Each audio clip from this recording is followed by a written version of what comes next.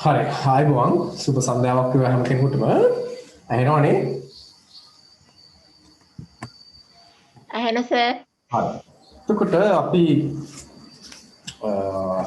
වර්තමානයේ ඇතිලා තියෙන වාසනාවන්ත තත්ත්වෙත් එක්ක නැවතත් අපිට මාර්ගගත අධ්‍යාපන ක්‍රමයට යොමු වෙන්න වුණා අකමැත්තෙන් වුණත් කොහොම නමුත් අපි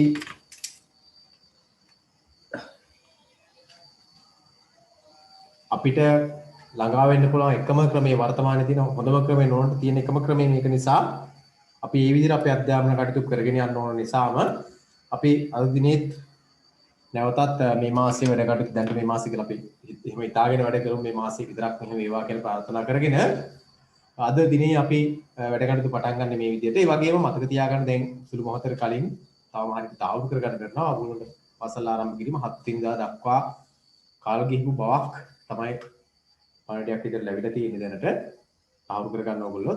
එතකොට කොහොම නමුත් එහෙනම් අපිට මේකෙන් පෙන්වුම් කරන්නේ අපි මේ මාසෙ පුරාවටම අපිට මේ විදිහට වැඩ කටයුතු කරගෙන යන්න වෙයි. ඒක නිසා අපි මේ පිළිබඳව නැවත නැවත විශ්වාසය තබා ගනිමින් අපි කොහොමද ආයතනයක් විදිහට දෙකෙන් ඕනම ක්‍රමයකට මුහුණ දෙන්න සූදානම් කරගෙන තමයි අපි වැඩ කටයුතු කරගෙන ආවේ. ඒක එහි වාසියක් නැත්නම් ප්‍රතිඵලයක් විදිහට අපිට නැවතත් පුළුවන් වුණාද මේ ඔබට මේට පූර්වයේ අනෙක් විෂයන් මම හිතන්නේ පටන් ගෙන වැඩ කටයුතු කරගෙන යනවා. අද දිනේ අපි ඔන්ලයින් නැත්නම් මාර්ගගත ක්‍රමයට අද දිනේ අපි ඉස්සෙල්ලා පන්තිත් එක්ක සම්බන්ධ වෙන්නේ. ඒ නිසා ඔබ හැම මේ ක්‍රමයට කලින් හුරුලා තියෙන නිසා මේ ක්‍රමේ අර සාමාන්‍ය පන්ති ක්‍රමයේ තරම්ම සාර්ථක නොවුනත් අපිට කරන්න දෙයක් නැහැ. මේ විදිහට කරගෙන යන නිසාම මම හිතනවා තමන් තේරුම් අරගෙන තමන් මොකද්ද කරන්නේ වෙනදනම් පන්තියේ පාඩම් අරගෙන හරිය නැත්නම් කියලා දෙන අතරේ වැඩ කරනවා කියලා බලලා හරිය ඔයගොල්ලෝ වැඩ ටික කරන ආකාරයකද හරියට විනිශ්චය කිරීම හැකියාව තිබුණා. නමුත් මම හිතන්නේ දැන් අපිට ඒ කාර්යය ඉදිරි කරගන්න හැකියාවක් ලැබෙන්නේ නැහැ මේ ක්‍රියාවලියත් එක්ක. කොහොම නමුත් අපි මම ඔයගොල්ලන්ට මතක් කරනවා තමන් තීරුම් ගන්න මේ මොකක්ද කරන්නේ. ඒතකොට මේ මොකක්ද කරන්නේ? සාමාන්‍ය පෙළ විභාගයට මුහුණ දීමට අවශ්‍ය කරන ඒ සාමාන්‍ය පෙළ විභාගයේදී ඉහළ සාමාර්ථයක ගන්න අවශ්‍ය කරන දැනුම තමයි මේ හොයාගෙන යන්නේ. ඒතර මේ ගමනේදී ඔයගොල්ලන්ට තමන්වම තීරුම් අරගෙන මම මේ වැඩේ කොහොම හරි කරනවා මොන බාධකාවක් කියන ස්කිල් හැම වෙලාවෙම හිතට අරගෙන තියෙන සම්පත් වලින් ප්‍රයෝජන අරගෙන තමන් වෙලා පාඩම් ටිකක් වැඩ කටයුතු කරගෙන අධ්‍යාපන කටයුතු මොන බාධකාවක් ජය ගන්නවා කියන ස්ථිර අධිෂ්ඨානයෙන් වැඩ කටයුතු කරගෙන ගියොත් තමයි අපිට අපේ ජයග්‍රහණ ළඟා වෙන්න පුළුවන් වෙන්නේ. ඉතින් ඒක නිසා ඒකත් හොඳින් මතක තියාගෙන අත්දිනයක් වැඩ කටයුතු පටන් ගමු. ඒ වගේම ඔයගොල්ලෝ මතක් කරනවා අපි සාමාන්‍ය පන්තිතම අපි කවි පාඩම් අරගෙන ඒ පයිටික පාඩම් කවි පාඩම් කරගෙන කියලා කවි ටික පාඩම් අරගෙන ඒ විදිහට කටයුතු කරගෙන ගියා. කොහොමනොත් මේ ක්‍රමවේද තුල ඔයගොල්ලෝ දන්නවා ඒ සඳහා ඉඩ හසරක් සැකසෙන්නේ නැහැ. කොහොමනොත් ඒකේ මම ඔයගොල්ලෝ පටන් ගන්නකොට තමන්ම තීරුම් අරගෙන මේ වැඩේ කරන්නට ඕන. ඉතින් පාඩම් කරන්න ඕන කාරණා ටික කොටස් ටික මම ඔයගොල්ලෝ නැවත මතක් කරන හැම දවසකම පාඩම් ගන්න කර හැකි වුණත් ඉතින් තමන්ගේ අතේ තමයි වැඩේ තියෙන්නේ. තමන් පාඩම් කරලා තමන්ගේ විෂය කටයුතු ඉතා හොඳින් ඉහළ ලකුණක් ලබා ගන්න අවශ්‍ය කරන වටපිටාව හදාගන්න තමන් අතේ තමයි වැඩේ තියෙන්නේ. ඒකම තමන්ම තීරුම් අරගෙන වැඩ කිරීම තමයි මේ වෙලාවේ කරන්නට ඕන. ඉතින් මම මේ මාසෙට දාලා නිබන්ධන තවම ඔයගොල්ලන්ට ලැබුණේ නැහැ. 11 වෙනි පාඩමේ නිබන්ධන ඔබට ලබා දෙන්න නියමිතයි. ඒ වගේම විභක්ති පාඩමකට දාලා නිබන්ධනත් ඔබට ලැබෙන්න නියමිතයි. මේ නිබන්ධන දෙක ලැබුණෙන් පස්සේ ඉතින් කටයුතු අපි කරමු. එතකන් අපි අද දිනේ මම සූදානම් වෙන ඔයගොල්ලෝ ලබා දීපු නිබන්ධනයක පොඩි අභ්‍යාසයක් කරන්න. ඒ තමයි ඔයගොල්ලෝ ලබා දීලා තියෙන සාරාංශකරණ නිබන්ධනය. මම ඔයගොල්ලන්ට මීට පූර්වයේ ඔබට මේ ස්ක්‍රීන්ෂොට් දාලා පෙන්නනවා. මෙන්න මේ නිබන්ධනය සූදානම් කරගන්න කියලා. ඒතර සාරාංශකරණ නිබන්ධනයේ ප්‍රශ්නයක් සාකච්ඡා කරලා මේ සතියේ සාරාංශකරණ ප්‍රශ්නයක් සාකච්ඡා කරන්න ඕන. ලබන සතිය අවබෝධය විදිහට අපි වැඩ කරනවා කියලා කිව්වේ. සාරාංශකරණට දාලා ප්‍රශ්නයක් සාකච්ඡා කරලා අපි ඊළඟට ඊළඟ අභ්‍යාස කොටසට යමු. ඔයගොල්ලෝ අද දිනේ ඔබට ලබා දීලා තියෙන සාරාංශ නිබන්ධනය බලන්න. සාරාංශ නිබන්ධනයේ තියෙන අභ්‍යාස අපි එකින් එක සම්පූර්ණ කරමින් යන්නට ඕනේ. මේක එක දවසේ කතා කරලා අවසන් කළ තීරුමක් නැති නිබන්ධනයක්. ඒක නිසා අපි මේ නිබන්ධනයේ මූලික කාරණා ටික අපි සාකච්ඡා කරලා තියෙන්නේ. මේකේ තව කොටසක් ඇති ඉතිරි වෙලා. මේක අපි කතා කරා. මේක අපි සාකච්ඡා කරා.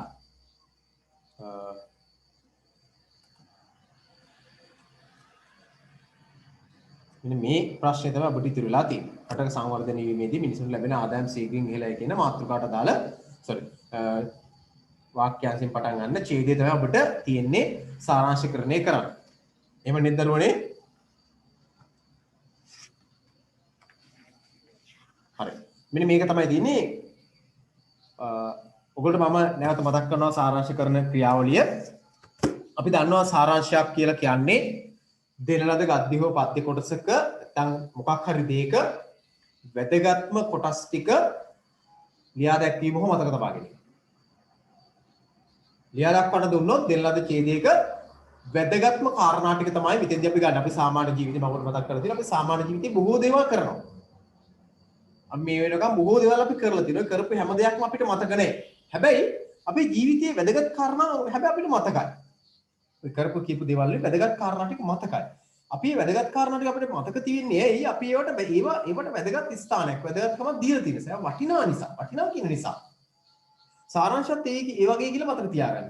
මොකක් හරි ඡේදයක් දුන්නාම ඒ ඡේදය කියුවාම ඒ ඡේදයේ තියෙන වැදගත් කාරණා ටික මතක් කරගන්න පුළුවන් නම් වැදගත් කාරණා ටික මොනවද කියලා හඳුනා ගන්න පුළුවන් නම් අන්නේ හඳුනාගත්තු කරුණු ටික තමයි මේ හඳුනාගත්තු දේවල් තමයි සාරාංශිකව බලාපොරොත්තු වෙන්නේ.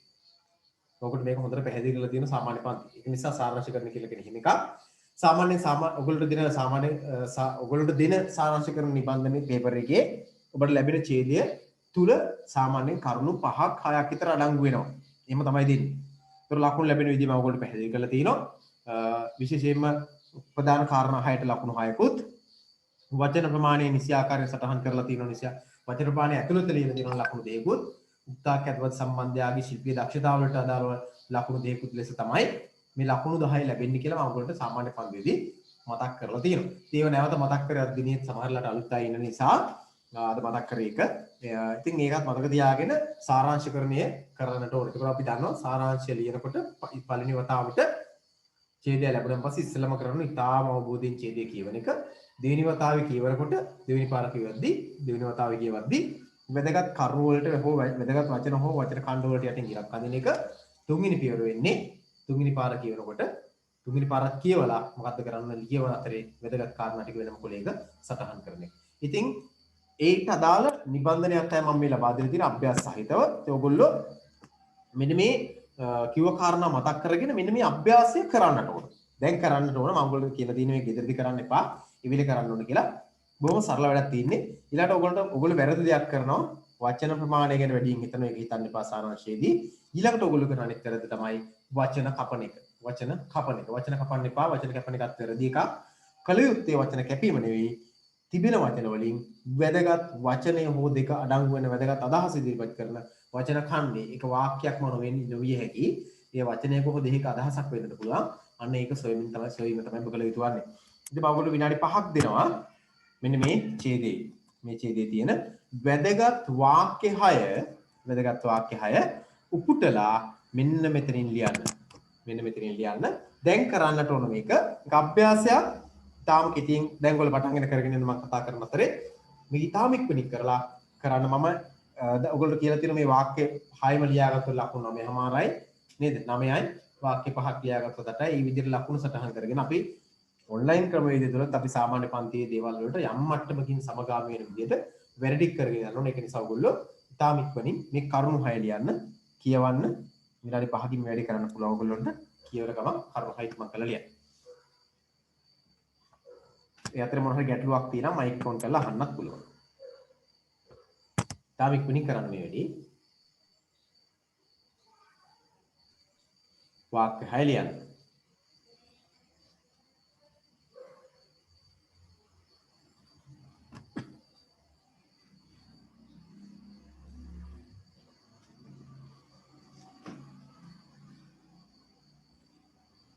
නිකන් බලාගෙන නම් ඉන්න එපා වාක්‍ය 6 ලියන්න. එහෙම නොලියනෝ නම් මේ අභ්‍යාසය තීරුමක් නැහැ කරන එකේ. මේ මාසෙට සාරාංශකරණයේ අපි කරන එකම අභ්‍යාසය උක. ඔච්චරයි කරන්නේ අයිත් කරන්නේ නැහැ. මේ අභ්‍යාසය විතරමයි කරන්නේ.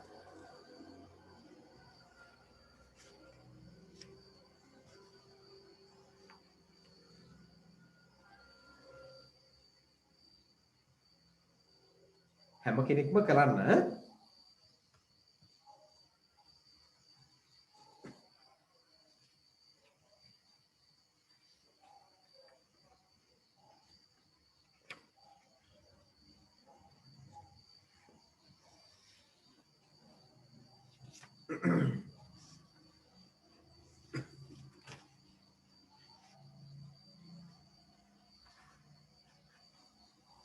සාරාංශකරණයේ නිබන්ධනයේ නොමැති කවුරු හරි ඉන්නවා නම් ඔයගොල්ලෝගේ ස්ක්‍රීන් එක දිහා බලාගෙන වාක්‍ය 6 කොලයක ලියන්න.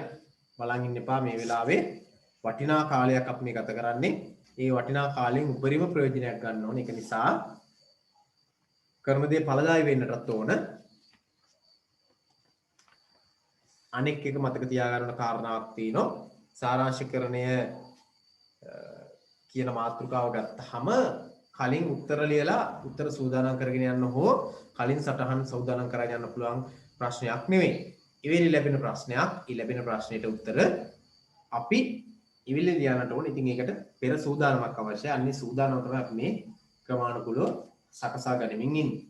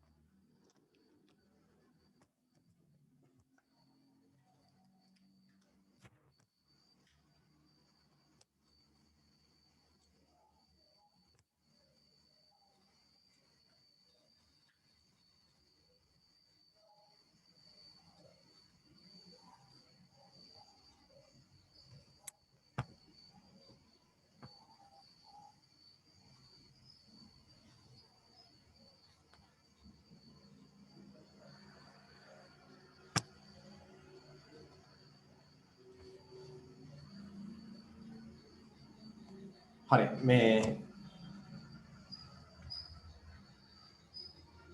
ඔයිට වැඩිය නම් වෙලාව දෙන්න අමාරුයි. දැන් ওই ප්‍රමාණයෙන් ඔබ දැන්ට ලියපු ප්‍රමාණයෙන් අපි බලමු කොහොමද මේකේ කරුණු ටික කියලා. ඉතින් මම ඔබට මතක් කරා වගේම ඔයගොල්ලෝ හරියට පිළිතුරු ලිව්වා නම් ඔබ මේ ඡේදය තුල අවම වශයෙන් කරුණු ටික ලිව්වේ නැතත් කියවපු වාර ගන්නට අදාළව අවම වශයෙන් මේ ඡේදය තුල තියෙන වැදගත් කරුණු යටින් ඉරක් නම් ඇඳලා තියෙන්න ඕන. වැදගත් කරුණ හෝ කරුණු යටින් නැත්නම් වචනයක හෝ වචන දෙකක අදහසක් තියෙන තැනින් ඉරක් නම් ඇදලා තියෙන්න ඕන. නැත්නම් ඉතින් මේක ඔබ Tamanට අවංකව කරා වෙන්නේ නැහැ. හරිද? ඒක පොඩ්ඩක් එකටම මතක තියාගන්න ඕන කාරණාවක්. ඒ වගේම සමහර අය මේ වෙනකොට කරුණු ටික ලියලා ඇති. ලියපු ප්‍රමාණයෙන් අපි බලමු. Taman මේකේ උත්තර හොයාගෙන ගියේ කොහොමද කියලා තේරුම් ගන්නත් එක්ක. එතකොට මේකේ කරුණු වලට අපි ගියොත් ඡේදය මම එකපාරක් කියවන්නම්. රට සංවර්ධනය වීමේදී මිනිසුන්ට ලැබෙන ආදායම ශීඝ්‍රයෙන් ඉහළ යයි. එක් අතකින් පුද්ගලයන් වෙනුවෙන් දැරිය යුතු සමාජීය වියදම් වැඩි වේ. ලංකාව වැනි රටවල ජනගහන වර්ධන වේගය ඉහළ නිසා සුබ සාධන වියදම් ක්‍රමයෙන් වැඩි වේ. අනෙක් අතින් කර්මාන්ත සහ වෙනත් ව්‍යාපෘති වෙනුවෙන් ප්‍රාග්ධන අවශ්‍යතා පිරිමැසීමේදී ප්‍රාග්ධන වියදම ඉහළ යයි. යම්කිසි ආයෝජනයක් හෝ ව්‍යාපෘතියක් ආරම්භ කිරීමත් සමගම වැටුප් බදු පොලී හා ලාභ යනාදී සාධක ගෙවීම් ස්වරූපයෙන් මිනිසුන් අතර ආදායම ගලා යයි. එහෙත් එම ආයෝජනවල ප්‍රතිලාභ නැතහොත් ඵලදාව ලැබෙන්නේ කාලයක් ගත වූ පසුවයි. ආයෝජන කාලය හා ප්‍රතිලාභ ලැබෙන කාලය අතර පරතරයක් ඇති. මේ නිසා දියුණු රටවල නිතරම මුදල් සැපයුම භාණ්ඩ සැපයුමට වඩා වැඩි වේ. මුදල් සැපයුමට සමානුපාතික භාණ්ඩ සැපයුමක් ඇති කිරීම මගින් උද්දමනය වළක්වා ගත හැකි. නමුත් දියුණු රටවල ඒක නොහැකිය. සංවර්ධන ව්‍යාපෘති දිගට පවත්වාගෙන යන හේයින් එතන හේයින් කියන එක දෙන්න ඕන. හේයින් ඉහත කී පරතරයද අඛණ්ඩව පවතී. දියුණු රටවල උද්දමනය නොවැළක්විය හැකි දෙයකි. මේකේ තියෙනවා ප්‍රධාන කරුණු 6ක්. ප්‍රධාන කරුණු 6ක් තියෙනවා. ඒකේ පළවෙනි කාරණාව ලියා ගන්න ඕගොල්ලෝ. ඕගොල්ලෝ ලියපු නැති අය පුළුවන් නම් මේ කරුණු ටික ඡේදයේ දින තැනින් සම්බන්ධ කරලා බලන්න තියෙන දැන් කොහොමද ඒක කොහොමද අපි හඳුනාගන්නේ කියලා ඒ ආශ්‍රයෙන් ඊළඟ ප්‍රශ්න උත්තර අපි ලියන්නට ඕන. බලන්න කරුණු 6. ඒ වගේම මේ වෙලාවේ මතක් කරනවා මේ දැන් අපි කතා කරන්නේ මේ ප්‍රශ්නෙට පස්සේ තියෙන තව ප්‍රශ්නයක් බලන්න. මේ තියෙන්නේ මේ ඡේදයෙන් පස්සේ එනවා තව එකක් තියෙන උදාහරණ පිටු අංක 7 පළවෙනි එක. මේක ලබන සතියේ කතා කරනවා අපි. ඔගොල්ලෝ මේකේ කරුණු 6 ලියාගෙන ඉන්න. මේ ඉඳ තියලා තියෙන තැන් වලින් මෙන්න මෙතනින් කරුණු 6 ලියන්න. නිබන්ධනය නොමැතිව ඉන්නවනම් මගෙන් පෞද්ගලිකවම WhatsApp එකකින් ඉල්ලීමක් කරන්න. මම එතකොට මේ account එකට මේ නිබන්ධනේ අප්ලෝඩ් කරන්නම්. එතකොට එකකින් බලන්න මෙන්න මෙතනින් කරුණු 6 ලියන්න. මට කලින් දවස් කියා ගන්න බැරි වෙච්ච නිසා තමයි මම කරුණු 6 ලියන්න පොඩි වෙලාවක් කරගෙන ලබා දුන්නේ. එතකොට මේකේ තියෙන කරුණු 6 එකින් එක ඔයගොල්ලෝ සටහන් කරගෙන ඉවරලා අවම වශයෙන් ලියා ගන්න බැරි වෙච්ච අය ඉන්නවනම් අවම වශයෙන් මේ කරුණු ටික මේ දීලා තියෙන ඡේද තියෙන තැන් වලින් හොයලා පොඩි සම්බන්ධතාවයක් ගොඩනගා ගන්න උත්සාහ කරන්න. මෙන්න මෙහෙම හොයාගත්තා නම් හරි නේද කියලා විශ්වාස කරලා. හරිද? හරි. පළවෙනි කාරණාව දැන් මේක ඇත්තටම වර්තමාන අප සමාජයේ ඉතාම ගැළපෙන ඡේදයක්. ඒ ආශ්‍රයෙන් හිතලා බැලුවත් මේකේ උත්තර ටික සොයාගෙන මේ කියාව ඔයගොල්ලන්ට තියෙනවා. බලන්න පළවෙනි කාරණාව ලියා ගන්න.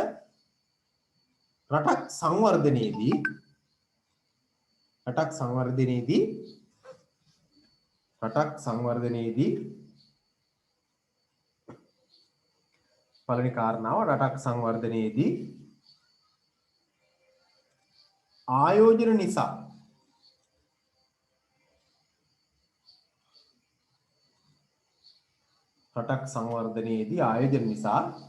ඒක පුද්ගල ආදායම ඉහළ යයි.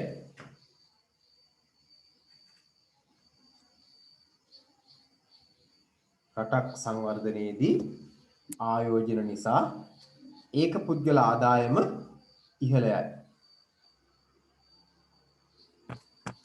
රටක් සංවර්ධනයේදී ආයෝජන නිසා ඒක පුද්ගල ආදායම ඉහළ යයි.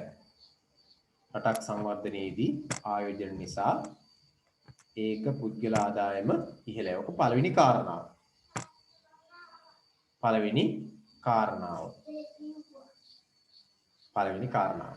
රටක් සංවර්ධනයේදී ඒක පුද්ගල ආදායම ඉහළ යයි. ඊළඟට දෙවෙනි කාරණාව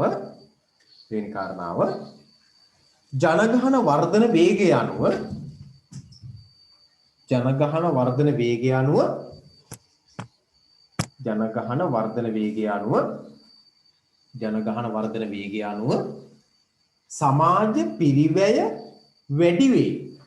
ජනගහන වර්ධන වේගය අනුව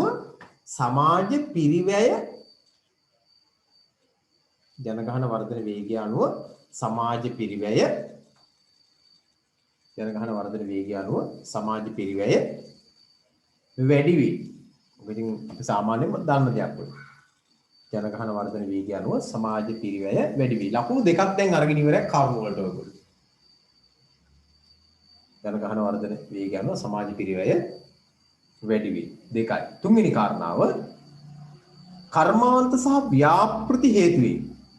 කර්මාන්ත සහ ව්‍යාපෘති හේතු වේ.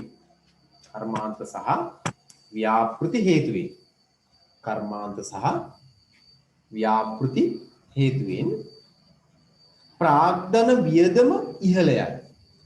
කර්මාන්ත සහ ව්‍යාපෘති හේතුවෙන් ප්‍රාග්ධන වියදම ඉහළයයි. කර්මාන්ත සහ ව්‍යාපෘති හේතුවෙන් ප්‍රාග්ධන වියදම ඉහළයයි. තුන්වෙනි කාරණාව කර්මාන්ත සහ ව්‍යාපෘති හේතුවෙන් ප්‍රාග්ධන වියදම ඉහළයයි. දැන් ලකුණු 3යි. මේ භාගෙදී නම් ලකුණු 3ක් මේරුම් ලැබිලා ඔබට කරුණු 3 ලියලා නම්. ඔය වගේ අදහස් 3ක් තිබුණාම හරි. හතරවෙනි එක ආයෝජන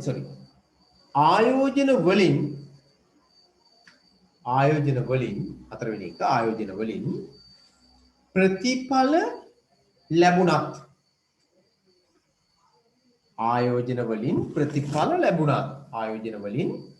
ප්‍රතිඵල ලැබුණත් ඒ සඳහා කාලය ගත වේ. ආයෝජන වලින් ප්‍රතිඵල ලැබුණත් ඒ සඳහා කාලය ගත වෙනවා. ආයෝජන වලින් ප්‍රතිඵල ලැබුණත් ඒ සඳහා කාලය ගත වේ. ලකුණු 4යි මේ කාරණා 4 ලියලා නම්. ලකුණු 4යි. ඊළඟට පස්වෙනි කාරණාව.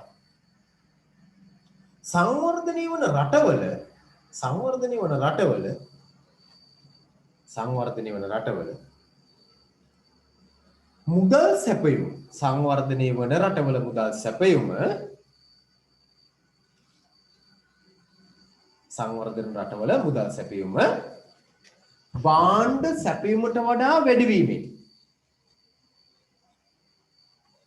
සංවර්ධනය වන රටවල මුදල් සැපයුම භාණ්ඩ සැපයුමට වඩා වැඩි වීමෙන් ලංකාවේ වර්තමාන තත්ත්වය මේක තියෙන්නේ. සංවර්ධනය වන රටවල මුදල් සැපයුම භාණ්ඩ සැපයුමට වඩා වැඩි වීමෙන් කවුරු කියනක මොකක්ද ඇති වෙන්නේ කියලා. මුදල් සැපයුම භාණ්ඩ සැපයුමට වඩා වැඩි වීමෙන් උද්ධමනය ඇති වේ. මොකක්ද උද්ධමනය කියලා කියන්නේ? භාණ්ඩවල මිල අඛණ්ඩව ඉහළට උද්ධමනය කියලා කියනවා. අඛණ්ඩව ඉහළ යන. ලංකාවේ වර්තමානයේ මේ තත්ත්වය අත් වෙලා තියෙනවා. සංවර්ධන රටවල මුදල් සැපයුම භාණ්ඩ සැපයුමට වඩා වැඩි වීමෙන් උද්ධමනය ඇති වේ. ලකුණු 5යි මේ කරුණු 5 ලියලා නම් දැන්. අපි යනවා 6 වෙනි කාරණාවට අවසාන කාරණාවට. අවසානයේ ලකුණ ගන්න. අවසාන එක සංවර්ධන ව්‍යාපෘති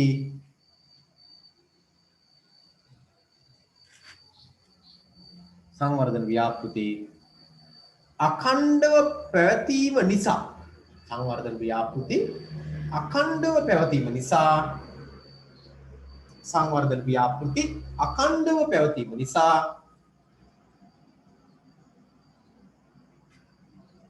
පැවතීම නිසා උද්ධමනය වැළැක්විය නොහැකිය.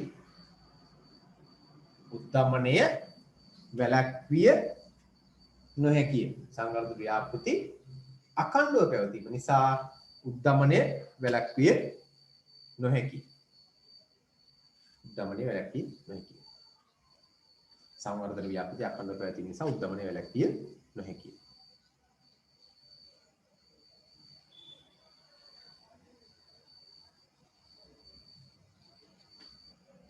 දැන් මෙන්න මේ කිව්ව කරුණු 6 ඔගොල්ලෝ ලිව්වනම් හෝ ලියලා නැති අයට මම කියන්න මොකද කරන්න ඕන කියලා ලියලා තියෙනවා නම් කරුණු 6 ලියා ගන්න වෙලාව ඇත්තටම මදි උන් කිව්ව කාරණා 6 ලියා ගන්න. කොහොම නමුත් අපි මේ කාරණා වලින් අපි පුහුණුවක් මේ ගන්නට ඕන සාරාංශිකරණයට පුහුණුවක් ගන්න වෙන්නේ. අභ්‍යාස කිරීම තමයි ඒකෙදි කරන්න ඕනේ. අභ්‍යාස කරන ප්‍රමාණය තමයි මේ පුහුණුව ලබා ගන්න ප්‍රමාණය තමයි අපි මේක විභාගෙදි ගිහින් තාම ලේසියෙන් ලකුණු ලබා ගන්න පුළුවන් වෙන. ඒ නිසා මේ අභ්‍යාස කිරීම ඉතාම වටින්නේ ඒකයි. හැම වෙලාවෙම අභ්‍යාස ටිකක් වැඩිපුර කරන්න. වැඩිපුර අභ්‍යාස කරන්න අපි සාරාංශකරණය පිළිබඳ අවබෝධය ලබා ගන්නවා. ඒ අවබෝධය විභාගෙන් ඉතාම පහසුයි ඔබට ඉහළ ලකුණක් ලබා ගන්න. මොකද මේ ප්‍රශ්නේ විභාගෙදී අතරින් පුළුවන් ප්‍රශ්නයක් නෙමෙයි. මගේ හරියන්න පුළුවන් ප්‍රශ්නයක් නෙමෙයි. අනිවාර්යෙන් උත්තර ලියන්න වෙන ප්‍රශ්නයක්. ඒ අනිවාර්යෙන් උත්තර ලියන්න වෙන ප්‍රශ්නයකට අපි කාලය කැප කරගෙන සූදානම් වුණාය කියන එකේ මම හිතන්නේ නැහැ පාඩුවක් වෙයි කියලා. ඒක නිසා මේක කරන්නම ඕන. සාරාංශකරණය එක දවසක් අරගෙනලා ඔන්න සාරාංශකරණය මෙච්චරයි කියලා කතා කරලා අවසන් කරන්න පුළුවන් මාතෘකාවක් නෙවෙයි. එහෙම කරන එක සාධාරණක් නැහැ. ඉහළ ලකුණක් ලබා ගන්න නම් අපි සාරාංශකරණය පිළිබඳ පුහුණුවක් ලබා ගන්න. ඒතකොට දැන් මේ කරුණු 6ම ඔබ ලියලා නම් ලකුණු මම කියලා තියෙන සාමාන්‍ය පරිදි මම කිව්ව ලකුණු 9ක් ඔබ ලබාගෙන අවසන් අවම 9ක් කරගෙන අවසන් 9ට වඩා ගන්නවා 9 මානක් 10ක් වෙන්න පුළුවන්. කරුණු 6ම ලියලා නම් කරුණු 5 නම් ඔබ ලියලා තියෙන ලකුණු 8ක් අරගෙන ඉවරයි. කරුණු 8ක් නෙවෙයි එතන 9මාරක් 9ක් විතර. නමුත් ඔබ කරුණු 4යි නම් ලියලා තියෙන ලකුණු 8යි. sorry 7යි. කරුණු 3යි නම් ලකුණු 6යි. කරුණු 2යි නම් ලකුණු 5යි.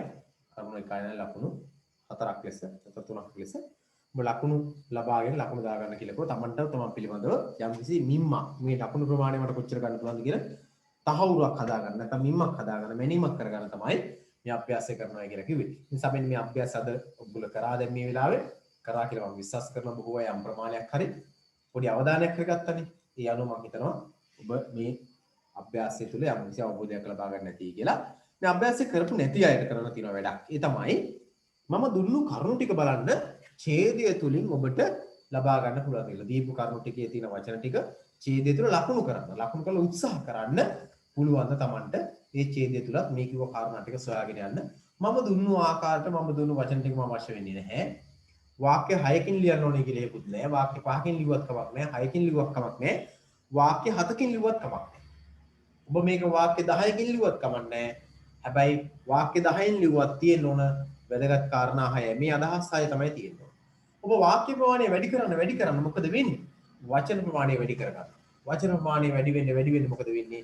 ඔබලා වචන වලට ලැබෙන ලකුණු දෙක අඩු කර ගන්නවා.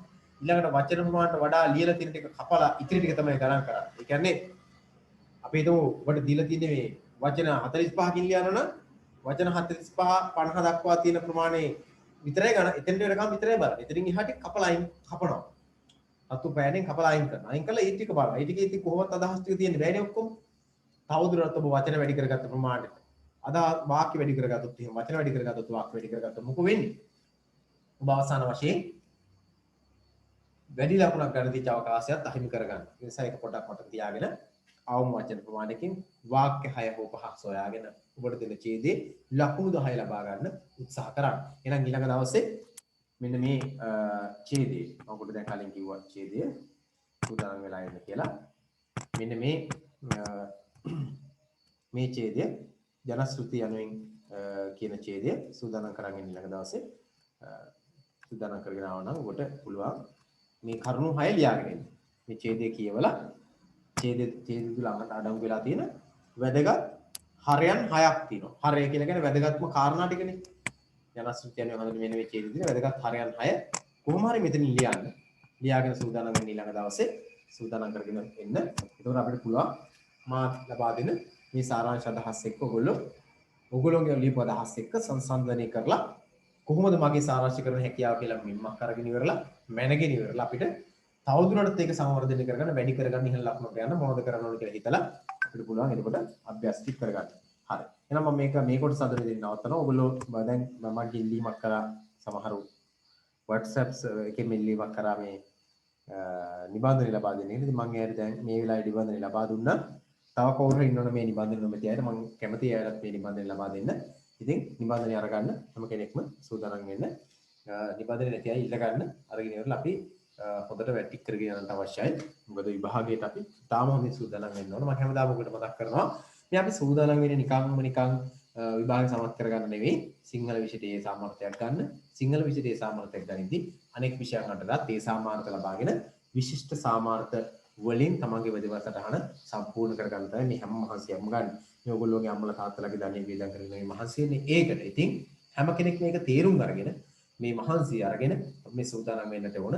මේ විභාගය හොඳින් සමත් වෙන්න මොන බාධකාවක් අපි හැම බාධාවක්ම යහපතක් කොට සලකලා ඉහළ ලකුණකට යන්න වැඩ කරන එක තමයි කරන්න තියෙන්නේ. ඉතින් ඔයගොල්ලෝ මේ ගෙදර ඉන්න කාල සීමාව තුළ උපරිම වැඩ ප්‍රමාණයක් කරන්න, පාඩම් කරන තියෙන දේවල් පාඩම් කරලා ගණන් හදන ඒවා හදන්න. හදලා ඉතාම හොඳින් විභාගයට සූදානම් වෙමු. ඒක අපිට පුළුවන් විභාගය ඉතාම හොඳින් සමත් වෙන්න. ඉතින් බලාපොරොත්තු වෙන්නේ ප්‍රාර්ථනා කරන්න අපි ප්‍රාර්ථනා වෙන්නේ අපේ කොහොම හරි විභාගෙදී ඒ සාමාන්‍ය කරගන්න ලබා ගන්න. ඉතින් අපි ඒක ගන්න නම් නිකන් තැටික තියලා අපිට හම්බ වෙන්නේ නැහැ. බන්දේසි තියලා අපිට ඒක ගන්න ලැබෙන්නේ නැහැ. මහන්සි වෙන්න ඕන. මහන්සි වුණොත් තමයි අපිට ඒ ලකුණු ප්‍රමාණය සඳහා යන්න පුළුවන්. අරලාට සමහරු මේ ක්ලාස් එකේ ඉන්නවා ආපහු යනවා ආයෙත් එනවා. මොකද වැඩි ඉගෙන ගන්න කියලා. ඉතින් ඉගෙන ඔයගොල්ලෝගේ තමන්ගේ අධ්‍යාපන කටයුතු හොඳින්ම කරගන්න අවශ්‍ය කරනවා. ඊළඟට අපි යමු ඉක්මන් කරලා මේ ඔයගොල්ලොන්ට ලබා දීලා තියෙන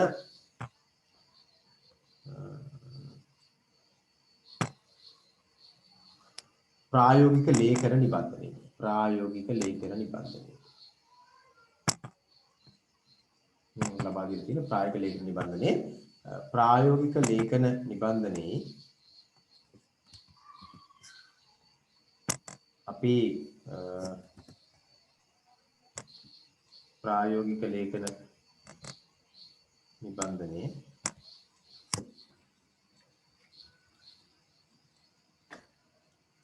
ප්‍රායෝගික ලේඛන නිබන්ධනයේ අපි සාකච්ඡා කරා ආරාධනා පත්‍ර කියන මාතෘකාව දක්වා ආරාධනා පත්‍ර කියන මාතෘකාව දක්වා බාගොට කිව්වා ආරාධනා පත්‍ර වලින් මීට කලින් විභාගයට ඇවිල්ලත් නැහැ. එතකොට විභාගයට ඇවිල්ලා නැති නිසාම අපි ආරාධනා පත්‍ර කියන මාතෘකාව ආරාධනා පත්‍ර වල විභාගයට ඇවිල්ලා තිනවා මේ ඒකේ සාකච්ඡා කර කාරණා වලින් මා ප්‍රශ්න දෙකක් විතර දෙපාරයි ඇවිල්ලා තියෙන කියලා කතා කරා. ඊළාට අපි පළවෙනි මාතෘකාව බවට පත් වුණේ ලිපි නැත්නම් ලියුම් කියන මාතෘකාව. ඒක අපි පෞද්ගලික ලියුම් අපේ විභාගෙ දෙන්න නැති වුණත් අපොඩි අදහසක් එක එකතු කරගත්තා. ඊළඟට ව්‍යාපාරික ලිපි කියන මාතෘකාව අපි හිටියේ. ඒක අපි සාකච්ඡා කරලා අවසන් කරා. ව්‍යාපාරික ලිපි වල ඔයගොල්ලෝ මතක ඇති ව්‍යාපාරික ලිපි කතා කරද්දී අපි ව්‍යාපාරික ලිපි ටික අවසන් කරලා ඒකෙදී මේ ව්‍යාපාරික ලිපි ඔයගොල්ලෝ ලියන්න කියලා අපි කීපයක් අපි පන්ති සාකච්ඡා කරා. ව්‍යාපාරික ලිපි ලියන්න කියලා. ඉතින් මේ ඉන්න කාල සීමාව තුළ මේ සෑම ව්‍යාපාරික ලිපියක් පහුගිය විභාග ප්‍රශ්න පත්‍ර වලට අපි ව්‍යාපාරික ලිපි ටික තියෙන්නේ. මේ සෑම ව්‍යාපාරික ලිපියක්ම ඔයගොල්ලෝ ලියන්නට අවශ්‍යයි. අපි මෙන්න මේ ආරාධනා පත්‍ර කියන මාතෘකාවත් අපි සාකච්ඡා කරලා අවසන් කරලා තියෙන්නේ. ඒකේ අපි ආරාධනාවක් සකසන්න තියෙන්නේ. කොහොමද අපි අද යනවා තව මාතෘකාවට න්‍යාය පත්‍ර කියන එකට. අපි න්‍යාය පත්‍ර මම හිතන්නේ සාකච්ඡා කළේ නෑ අපි තාම. න්‍යාය පත්‍ර කියන්නේ ගුණ නිබන්ධනයේ අරගෙන න්‍යාය පත්‍ර කියන මාතෘකාවට යන න්‍යාය පත්‍ර සාකච්ඡා කරේ නැහැ. න්‍යාය පත්‍ර වලින් එකම එක වතාව විභාගයට ඇවිල්ලා තියෙන්නේ 2008 දී විතරයි. ඊට පස්සේ කවදාවත් න්‍යාය පත්‍ර වලින් ඇවිල්ලා නැහැ. නමුත් පැමිණිය හැකි. මතක තියාගන්න පැමිණිය හැකි න්‍යාය පත්‍ර වලින්. ඒ නිසා අපි න්‍යාය පත්‍ර පිළිබඳ අපේ අදහසක් එකතු කරගන්නට ඕන. මොකක්ද න්‍යාය පත්‍ර කියන්නේ කියන කාරණාව සම්බන්ධයෙන්. මොකද අපි මේ නිබන්ධනයේ මම ඔයගොල්ලන්ට ලබා දීලා තියෙන මේ ප්‍රායෝගික ලේඛන නිබන්ධනය මතක තියාගන්න. සියලුම ප්‍රායෝගික ලේඛන විභාගෙ දෙන්න පුළුවන් ඕනෑම ප්‍රායෝගික ලේඛනයකට ප්‍රායෝගික ලේඛනට අවශ්‍ය ඕනෑම ප්‍රායෝගික ලේඛනට අවශ්‍ය කරන තීර සටහන ඒ ආශ්‍රයෙන් ඒ ප්‍රායෝගික ලේඛන වර්ගය ආශ්‍රයෙන් පහුගිය වසර 12ක කාල සීමාවක් තුළ පසුගිය වසර 12ක කාල සීමාවක් තුළ ඔබට සාමාන්‍ය පෙළ විභාගෙදී ආපු විභාග ප්‍රශ්න පත්‍ර ඒ මාතෘකාවලට වෙන් කරලා ඔබට ලබා දීලා තියෙනවා. ඒ මාතෘකාවට වෙන් කරලා ලබා දීලා තියෙන. ඒ නිසා මේ නිබන්ධන ඉතාම හොඳින් පරිශීලනය කරන්න මෙහි හොඳ ප්‍රතිඵලයක් ගන්න නම් ඔබ කළ යුතු වන්නේ අපි තියරි සටහන කතා කරලා ඉවරන් පස්සේ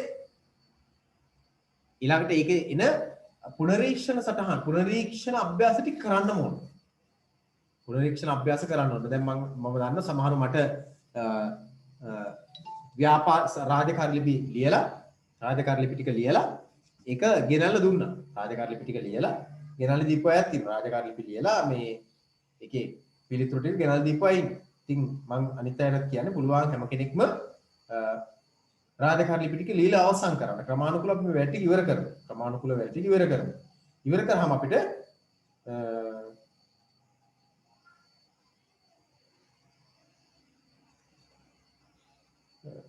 මේකට මම කියන්නේ ඔයගොල්ලෝ පුළුවන් නම් පෞද්ගලික WhatsApp කරත් කමක් නෑ මට ඒ ටික ලියලා ඉවර කරලා ඒල කරපුවා නැත්නම් ඔයගොල්ලෝ පුළුවන් ඒක සූදානම් කරලා තියාගන්න අපි හිතන්නේ තාම ඉක්මනින් හැමදාම මේ විදිහට රට වහලා නැත්නම් රටේ තියෙන කාර්යභාර නකරමන්නේ කරලා ඉන්න බෑ යම් දවසක තාම ඉක්මනින් අපිට මේක නැවත යථාර්ථයටපත් වෙන්න වෙනවා ඒතර ඒ සඳහා අවශ්‍ය කරන ඊට සඳහා අවශ්‍ය කරන වටපිටාව තමයි මේ හදමින් තියෙන්නේ ඒකයි මේ කෙටි කාලයකට වහන්නේ එකයි ඒතර අපිට පුළුවන් වෙන්නට ඕන අපේ වකිමත් ඉටු කරන ගමන් අපි මේ අධ්‍යාපන කටයුතු අපි තාම හොඳින් කරගන්න ඔයගොල්ලෝ රාජකාරී ලිපි ටික ඔක්කොම ලියලා සූදානම් කරලා තියාගන්න එක මිටියට හදලා මට මතකයි පහුගිය විභාග වල පහුගිය වසරවල හිටපු දරුවෝ රාජකාරී ලිපි ටික සේරම ලියලා එකපාර ඒ කියන්නේ ඔක්කොම එක මිටියට ලියලා මට ගෙනත් දීලා තිබුණා ඒ ගොඩාක් ඉන්නේ එහෙම ලිව්වහම තමයි අපිට හොඳ ලකුණකට යන්න පුළුවන් එහෙම ලිව්වහම තමයි හොඳ ලකුණකට යන්න පුළුවන් නිසා හැම කෙනෙක්ම ඒව ලියන්නට ඕන හරිද හරි ඊළඟට බලමු මේ අද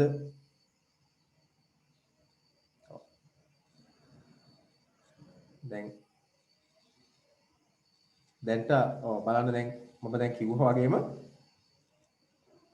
මේ දැනුත් ළමයි ඒ ලියපු අය රාජකාරී ලිපි ටික සකසපු අය ඔක්කොම ටික ලියපු අය දැනුත් මේ WhatsApp කරලා තියෙනවා මේ දැන් කිව්වෙන් පස්සේ බලන්න කොයිතරම් උනන්දුවද ඉතින් ඒ අයගේ ඒ උනන්දුව ඔවුන්ගේ ජයග්‍රහණය තාම ඉක්මනට තමන්ගේ සමීපයට කැඳවගෙන ඉන්නවා හැම කෙනෙක් මේ විදිහට කරන්න හැම කෙනෙක්ම ව්‍යාපාරික ලිපි ටික ලියලා ඒ ටික මට යොමු කරන්න මම ඒක අඩුපාඩු ටික වලින් ඔයගොල්ලෝ දෙන්නම් හරිද මේ ප්‍රශ්න තියෙන WhatsApp එකෙන් පස්සේ කොහොමද ඒ ටික අඩුපාඩු බලන්න ඉතින් බලමු අපි ඒක මොකක් හරි ක්‍රමවේදයක් හදාගමු මේක බලන්න පුළුවන් බැරිද කියලා එක නමුත් කර බව තහවුරු කරගන්න හරිය මේ ටික එවන්නකෝ ඔයගොල්ලෝ කරලා ඒකට ඔයගොල්ලෝ ඒ ටික ලියලා සූදානම් කරලා තියාගන්න ඊළඟ ආරාධනා පත්‍රත් එහෙමයි ආරාධනාවත් අපි සාකච්ඡා කරා ආරාධනා පත්‍රිකත් ඔයගොල්ලෝ ලියන්න ලියලා දෙකයි දෙකක් තියෙන ඒ දෙක ලියලා සූදානම් කරගන්න මේකලා තියලා ක්‍රමානුකූලව පියවරෙන් පියවර අපි මේ ටික සම්පූර්ණ කරගමු එතකොට ඔයගොල්ලෝ පහසු වේ විභාගෙදී ඒ කර ප්‍රමාණය අභ්‍යාස කරන ප්‍රමාණය තමයි මේවා ප්‍රායෝගික ලේඛන ලියන ප්‍රමාණය තමයි ඔයගොල්ලෝ ඇත්තට ඔයගොල්ලෝ රාජකාරී ලිපි ලියන්නේ නැහැ නේ දැන්ට කොහෙටවත් රාජකාරී ලිපි ලියන්නේ නැහැ ඔයගොල්ලෝ ඒක නිසා ඔයගොල්ලෝ කරන්න තියෙන්නේ මම මේ තීරණ සටහන අවසන් කරන් පස්සේ ඒකට දාලා එකතු කරලා දෙන්නේ අර අභ්‍යාස ටික කරලා සූදානම් කරගන්න හරිද අපි යමු ඊළඟ තුන්වෙනි අපේ ප්‍රායෝගික ලේඛන මාතෘකාවට න්‍යාය පත්‍ර කියන එක න්‍යාය පත්‍ර කියන මාතෘකාව පුතා මතක තියාගන්න ඕන මේකේ වැදගත්ම කාරණාව තමයි න්‍යාය පත්‍රවල කාලය කළමනාකරණය කියන්නේ න්‍යාය පත්‍රවල වැදගත්ම කාරණාව තමයි කාලය කළමනාකරණය කියන්නේ ඔබ අවසාන වශයෙන් න්‍යාය පත්‍රයෙන් බලාපොරොත්තු වෙන්නේ නිවැරදිව කාලය කළමනාකරණය කරලාද කියන්නේ ඒකට න්‍යාය පත්‍රයක් කියන්නේ මොකක්ද කියලා අපි බැලුවොත් එහෙම න්‍යාය පත්‍රයක් කියලා කියන්නේ රැස්වීමක් වෙන්න පුළුවන් එහෙම නැත්නම් අපි හිතමු ප්‍රසංගයක් වෙන්න පුළුවන් නැත්නම් විවිධ ප්‍රසංග වෙන්න පුළුවන් වැඩමුළුවක් වෙන්න පුළුවන් ඒ උත්සව අවස්ථාවක් වෙන්න පුළුවන් ඊළඟ එහෙම ඒ වගේ අවස්ථාවක කරන්නට තියෙන වැඩ ටික කාර්යයන් පිළිබඳව සකස් කර ගන්න වැඩසටහන් විස්තරයට තමයි න්‍යාය පත්‍රයක් කියන්නේ වැඩමුළුවක විවිධ ප්‍රසංගයක උත්සව අවස්ථාවක ආදී දේවල් අවස්ථාවකදී කරන්න තියෙන කාර්යයන් පිළිබඳව සකස් කර ගන්න වැඩසටහන් පත්‍රයකට තමයි න්‍යාය පත්‍රය කියලා අපි මේ කියන්නේ. ලියා ගන්නත් එක්ක න්‍යාය පත්‍රය කියන තැන න්‍යාය පත්‍රයක් යනු කියන තැනට ලියා ගන්න මේ විදිහට න්‍යාය පත්‍රයක් යනු කියන තැනට ලියා ගන්න.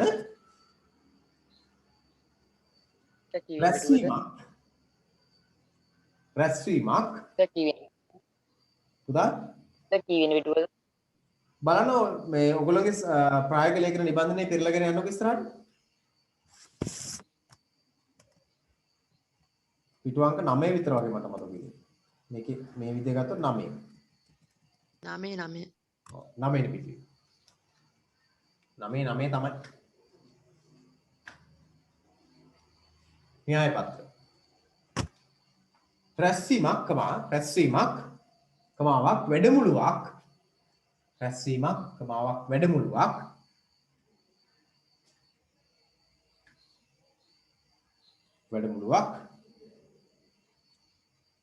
කමාවක් විවිධ උත්සව විවිධ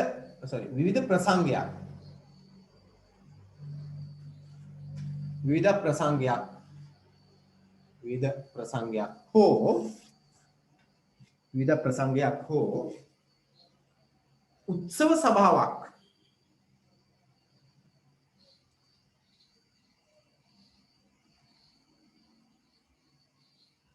උත්සව සභාවක් ආදීයේදී උත්සව සභාවක් ආදීයේදී උත්සව සභාවක් ආදීයේදී කිරීමට නියමිත කාර්ය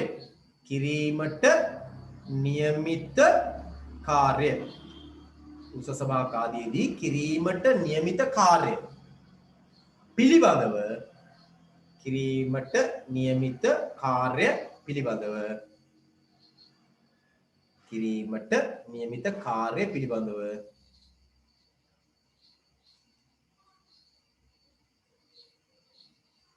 කිරීමට නියමිත කාර්ය පිළිබඳව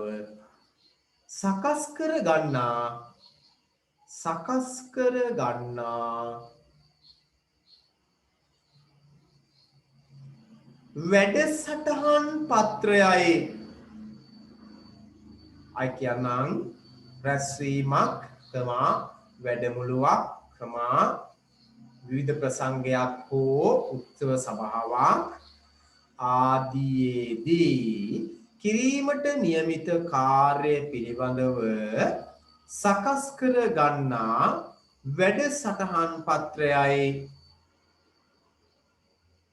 කර ගන්නා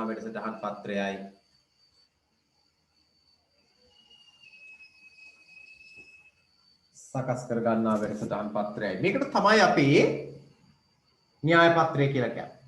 ඔයගොල්ලෝ දන්නවා මේක ප්‍රායෝගිකව නිර්වචනය විතරයි අපිට හදාගන්න ඕමනාකම තියෙනවා. ඒතර කරන්නට නියමිත කාර්යයක් පිළිබඳව සකස් කර ගන්න වැඩසටහන් පත්‍රයකට තමයි න්‍යාය පත්‍රයක් කියලා කියන්නේ. මොකක් හරි උත්සව අවස්ථාවකදී කරන්න නියමිත වෙලා තිබෙන කාර්යයන් පිළිබඳව සකස් කර ගන්න වැඩසටහන් පත්‍රය තමයි න්‍යාය පත්‍රය කියන්නේ කියලා අපි සාමාන්‍යයෙන් ඔන්න දැන් ඔයගොල්ලෝ අදින් පස්සේ දැනගෙන ඕන නිර්වචනාත්මක. නමුත් ඔයගොල්ලෝ ප්‍රායෝගිකව දන්නෝ න්‍යාය පත්‍රයක් කියන්නේ මොකක්ද කියලා. ඊළඟට න්‍යාය පත්‍රයක් හදාගත්තාම අපිට සැලසෙන වාසි තියෙනවා. ඒවත් අපි දැනගෙන ඉන්න ඕනේ. ඒවා දැනගෙන තමයි න්‍යාය පත්‍රයක් හදන්න ඕනේ. මේ වාසි වලට අනුගතව තමයි අපි න්‍යාය පත්‍රය සකසන්නට ඕන. ඒකේ පළවෙනි කාරණාව වැදගත්ම කාරණාව තමයි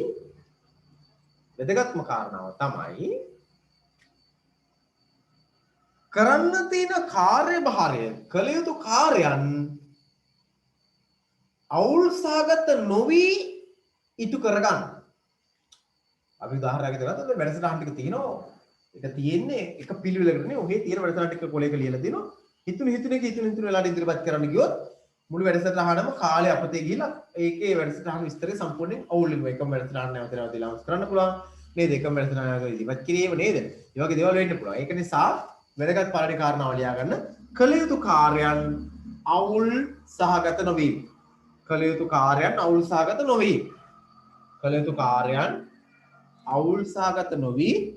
ඉටු කළ හැකි වීම.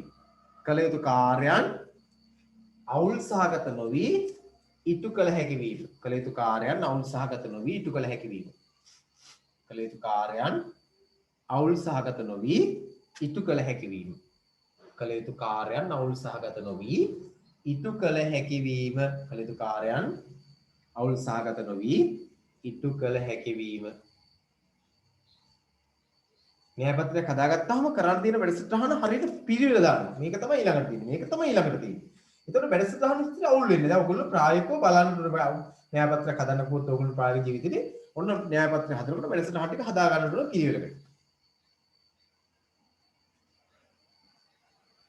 ඊළඟ වැදගත් කාරණාව න්‍යාය පත්‍ර සාසනයේ වාසියක් විදිහට සටහන් කර ගන්න පුළුවන්. ලියන්න අදාළ කාර්යයන් අදාළ කාර්යයන්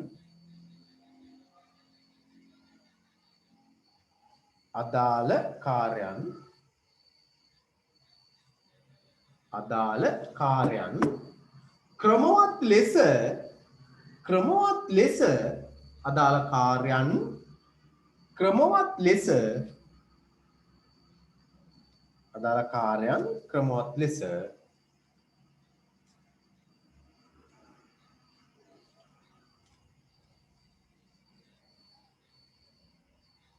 අදාළ කාර්යයන් ක්‍රමවත් ලෙස අවශ්‍ය අවස්ථාවේදී අවශ්‍ය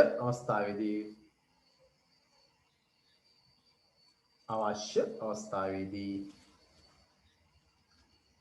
කිරීමට හැකිවීම අවශ්‍ය අවස්ථාවේදී කිරීමට හැකිවීම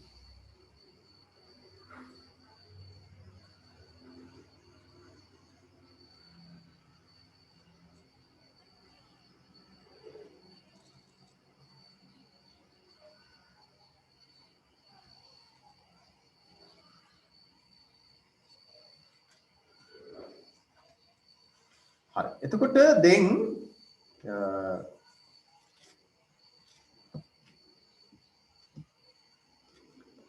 අපිට පේනවා එතකොට මේ න්‍යාය පත්‍රයක් හදාගත්තාම මෙන්න මේ වාසිය අපිට සැලසෙනවා වැඩසටහන් ටික අවුල් වෙන්නේ නැහැ. ඒ වගේම වැඩසටහන් අවශ්‍ය අවස්ථාවේදී කරන්න පුළුවන් වෙනවා. මේ න්‍යාය පත්‍රයක් හදනකොට ඔයගොල්ලෝ මතක තියාගන්න න්‍යාය පත්‍රයේ වැඩසටහන් පෙළ ගැස්වීම ගැනත් අපේ අදහසක් තියෙනවා. විභාගෙදි බලන්න යන්නේ ඒක. මෙයාට න්‍යාය පත්‍ර හදන කෙනා පුතා මතක තියාගන්න මුළු සටහනම එයාගේ මනස තුල තියෙන්නට මුළු වැඩසටහන පිළිබඳ අවබෝධයක් තියෙනවා. ඉස්සෙල්ලම කරන්න ඕන මොකද්ද සහ අවසානයේ කරන්න ඕන මොකක්ද? දැන් කාගෙන උතරින් කාගෙන අපි අහුවොත් වැඩසටහන ඉස්සෙල්ලම කරන්න ඕන මොකක්ද?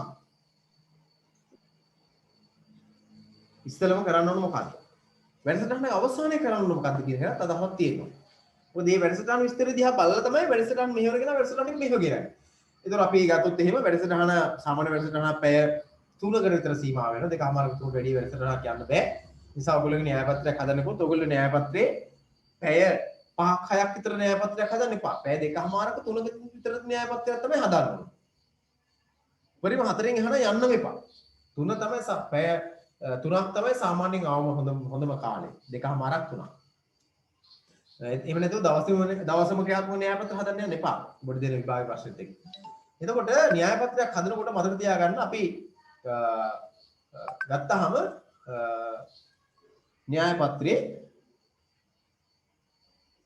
වැඩසටහන් පිළිබඳ අදහසක් තියෙනවා. ඉස්සෙල්ලාම ඉන්න ඕනේ මොකක්ද? උදාහරණයක් විතර ගත්තොත් එහෙම ඔබට දෙනවා අපි හිතමු කලාවුලයක් කියලා. කලාවුල එක නම් ඉස්සෙල්ලාම ඉන්නේ මොකක්ද? කලාවුල එක නම් අපි ඉස්සෙල්ලාම ඉන්නේ අපි හිතමු ත්‍යාග ලබා දීම උත්සවයක් කියලා. ඒකෙදි නම් අපි ඉස්සෙල්ලාම කරන්නේ ත්‍යාග ලබා දෙන අය අසුන් ගැනීම වගේ එකක්. කීයටද අසුන් ගන්නවන්නේ ත්‍යාග දෙන අය කීයටද අසුන් ගන්නවන්නේ. ඊළඟට මොකද කරන්නේ? පොල් තෙල් පහන දැල්වන්න ඕනේ. ඊළඟට පංචශීලයේ සමාදන් වීම, ඊළඟට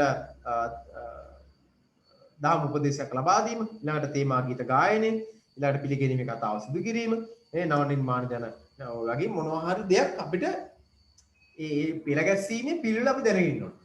පෙළගැස්වීම පිළිවෙල විශේෂයෙන් මතක තියාගන්න විභාගවලදී ජාතික ගීය අවසානයේ ගායනා කර බව දැක්වීම අනිවාර්යයි. විභාගවල ජාතික ගීය ගායනා කරලා තියෙන බව න්‍යාය පත්‍රයේ සඳහන් කිරීම අනිවාර්යයි. ඒකට ලකුණු ලැබෙනවා. ජාතික ගීය ගැන සඳහනක් නැත්නම් ලකුණු ඉතාම අවම ප්‍රමාණයක් තමයි ලැබෙන්නේ. ඒ නිසා ජාතික ගීය ගැන නම් අනිවාර්යයෙන්ම න්‍යාය පත්‍රයේ සටහන් වෙන්නම ඕන. හරිද? හරි. අපි යමු ඊළඟ ස්තර න්‍යාය පත්‍රය සැකසීමේදී මොකද වැදගත්ම කාරණාව?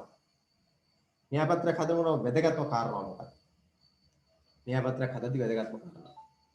මතක තියාගන්න න්‍යාය පත්‍රයක වැදගත්ම කාරණාව තමයි එතන ලියා ගන්න යටින් ඉරක් ඇඳලා තියෙනවා කාල කළමනාකරණය.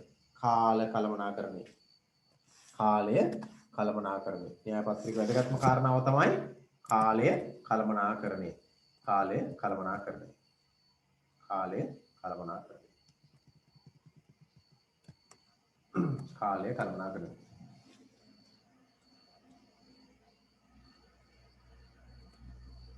මෙන්න මේ ප්‍රශ්නෙට දාලා පිළිතුරක් මම ඔයගොල්ලන්ට මේ දැන් දෙන්න හදන්නේ. ඊට දාලා ප්‍රශ්නෙට පිළිතුරක් දෙන්න හදන්නේ. සටහන් කරගත්තත් කමක් නැහැ. නැත්නම් පස්සේ වීඩියෝ එක බලලා සටහන් කරගත්ත ප්‍රශ්න නැහැ. දැන් මේ ඒ වෙලාව කරන් තියෙන වැඩේ වෙලාම කරන්න ඕන නිසා ඉස්සෙල්ලාම මේකේ උඩින්ම න්‍යාය පත්‍රයේ ඉන්නට ඕන මාතෘකාව. න්‍යාය පත්‍රයේ පාඩේ මාතෘකා පාඩයක් එනවා න්‍යාය පත්‍රයේ. මේ ප්‍රශ්නේ තියෙන්නේ කලාවලියක් ගැන තමයි ප්‍රශ්නේ තියෙන්නේ. එතකොට අපිට පුළුවන් කලාවලියට නමක් දාන්න. මොන වගේ නමක්ද අපි කලාවලියට දාන්න පුළුවන්? අපිට පුළුවන් ඕනනම් මේ වගේ සත්සර කලාවලිය. ලියා ගන්න පළවෙනි උඩින්ම මාතෘකාව මැදින්ම ලියා ගන්න සත්සර කලාවලිය.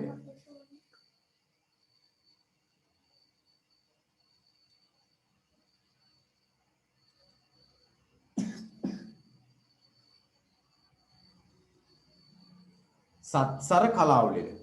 උඩින්ම ලියාගන්න සත්සර කලාවලිය.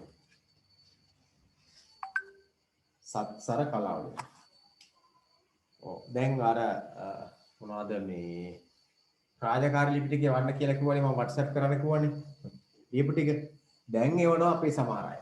දැන් ඒව කරන්න නෙමෙයි මේ වෙලාව. ඒව කරන්න වෙලාව නෙමෙයි මේ පාඩමත් එක පොඩ්ඩක් ඉන්න මේකේ අභ්‍යාස ටික අපි කරන්න. ඒව අභ්‍යාස ටික කරලා ඒක හිමින්සි වේවන්නේ ගැටලුවක් නෑ. කරපුවය එවන්න. හරිද? හරි. දැන් අපි මේ දැන් ඉන්න තැන අපි කතා කරගෙන ඉන්න තැන කතා කරන්න එපා. ඒක නිසා අපි ටික කතා කරගමු. මාතෘකාවලියෙන් සතර කලාවලිය ඔයගොල්ලෝ වෙන නමක් යෝජනා කරන්න පුළුවන්. ඒ නිර්මාණාත්මක හැකියාව. සතර කලාව. ඊළඟට එතන යටින් ඊළඟ පෙළේ ලියන්න පුළුවන් අපිට න්‍යාය පත්‍රය. එතනින් පුළුවන් න්‍යාය පත්‍රය කියලා ලියන්න. न्याय पत्र के लिए न्याय पत्र ඊළඟට අපිට මෙතනින් පුළුවන් ලියන්න දිනය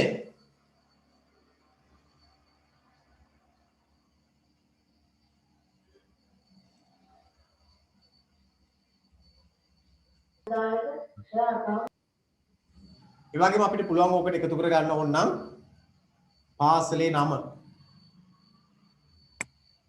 පාසලේ නම නැත්නම් ඔය තියෙන තැන නමක් තියාගන්න පුළුවන්. ඒක නොලියුවා කියලා ගැටලුවක් නැහැ.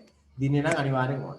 ඊළඟට මෙන්න මේ පස පහලට මෙන්න මේ පස මේ පැත්තෙන් පහලට අපි වෙලාව වෙන් කරගෙන යන්නට ඕන. වෙලාව වෙන් කරන කලින් කරුණු ටික ලියාගෙන ඉන්න ඕන. ඒතර මම මේ highlight කරලා තියෙන ප්‍රදේශයෙන් ওই තීරෝ පහලට ඉතුරු කරලා තියන්න වෙලාව ලියන්න. වෙලාව සටහන් කරන්න. එතනින් ඉස්සරහා කෙටි ඉරක් යොදලා අපි ඉස්සෙල්ලා වෙලාව ලියමු. අපි මේක හිතමු මේක තියෙන්නේ හවස. කියන්නේ පස්වරු 2:30ට ආරම්භ කළා කියලා කියමු. පස්වරු 2:30. එතේ ලියන පස්වරු 2:30. හරි අලංකාර ලෙස පිළිවෙලට පිළට තියෙන්නට ඕන. මෙතනින් ලියන පස්වරු 2:30. කියලා ඉරක් ඇඳලා කෙටි ඉරක් යොදලා මේ උල්ලේ ත්‍යාග විදාය මොකද තියෙන්නේ කලාවුල්ලක් අපි හිතමු කලාවුල්ල කියලා හිතමු. ත්‍යාගලාභීන් අසුන් ගැනීම. නැත්නම් අපි කියමු ඕගොල්ලෝ ලියන්න ආරාධිත අමුත්තන් අසුන් ගැන්වීම. ආරාධිත අමුත්තන් අසුන් ගැන්වීම. පළවෙනි කාරණාව 2:30ට ඒක වෙන්නේ. බලන්න වෙලාව 2:30ට ඒක වෙනවා. 2:30 ඉඳලා කීය වෙනකන්ද කියලා බලමු. 2:30 කියලා ලිව්වනම් ඇති. පස්වරු 2:30 කියලා මෙතන ලිව්වනම් හරි. පස්වරු 2:30 කෙටි ඉරක් ආරාධිත අමුත්තන් අසුන් ගැන්වීම. ඊළඟ පේලිය දෙවෙනි පේලිය පස්වරු විනාඩි 10ක් විතර වෙලට තියෙන්න ඕනේ කියලා අපි විශ්වාස කරමු. විනාඩි 10ක් විතර අපි ඒකට වින් කර ගන්න ඕන. ඊළඟ පේලිය පස්වරු 2:40ට තමයි ඊළඟ වැඩේ වෙන්නේ. දැන් අපි දන්න මෙන්න මේ වෙලාවට අනිත් අය දන්න මෙන්න මේ වෙලාවට මේක සූදානම් කර ගන්න ඕනේ කියලා. 2:40 මොකක්ද? මෙන්න මේ වචන වලින්ම තියෙන්න ඕනේ න්‍යාය පත්‍රයක් ලියන්න ආවොත්. චිරාගත සම්ප්‍රදාය කුලව පොල් තෙල් පහන දැල්වීම. කෙටියෙන් නිකන් ලියලා දාන්නවා පොල් තෙල් පහන දැල්වීම කියලා. විභාගවලදී විභාගෙදි ටිකක් බලාපොරොත්තු වෙන මෙන්න මේ වචන භාවිතා කිරීම.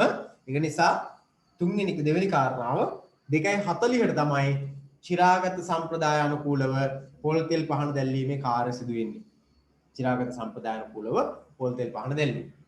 දැන් බලන්න 2:30ට වැඩසටහන පටන් ගත්තා. ඉතින් දිකර ආරාධිත අමුත්තන් අසුන් ගැනීම කරා. නැත්තම් අපේ අසුන් ගැනීම කියලා යන පුළුවන්. නැත්නම් ඔයගොල්ලෝ වෙන ළමන් ලියන්න පුළුවන්. ආරාධිත අමුත්තන් කැටුවේ. නැත්නම් අපි කියනවා ආරාධිත අමුත්තන් කැඳවාගෙන එන්නේ. එහෙම ලියන්න පුළුවන්. ආරාධිත අමුත්තන් කැඳවාගෙන එන්නේ කියලා 2:30ට. අපි දන්න ආරාධිත අමුත්තර තැනක් අරගෙන එතන නේද මොගල් බෙරි වාදනය කරලා එහෙම කැඳවගෙන යන්න තියෙන සාමාන්‍ය කලාවලකදී ආරාධිත අමුත්තන් කැඳවාගෙන 2:30 තමයි කැඳවගෙන ඉන්න තියෙන්නේ. එයාට එන්න කියලා තියෙන 2:30ට ආරම්භක ස්ථානයේ. ඊළඟට 2:40ට තමයි චිරාගත සම්ප්‍රදාය අනුකූල පොල් තෙල් පහන දැල්වීම. අර චිරාගත සම්ප්‍රදාය අනුකූලව කියන වචන ටික තිබුණාම න්‍යාය පත්‍ර පූර්ණ වෙන. මොකද විභාගෙදී විශේෂයෙන් බලාපොරොත්තු වෙන මේ වචන භාවිත කිරීමේ හැකියාව ඔබට තියෙද කියලා බලන්න. ඊළඟට ගත්තොත් එහෙම අපි 2:40 ඉඳලා 2 විනාඩි 10ක් එකට තිබ්බා නේද 2:50ට. අපි ඊළඟට 2:50ට මොකද කරන්නේ? පස්වරු 2:50ට. තව විනාඩි 10කින් අපි 2:50ට අපි මොකද කරන්නේ? පන්සිල් සමාදන් වෙන්නේ. පන්සිල් සමාදන් වෙන්නේ. 2:50ට පන්සිල් සමාදන් වෙන්නේ.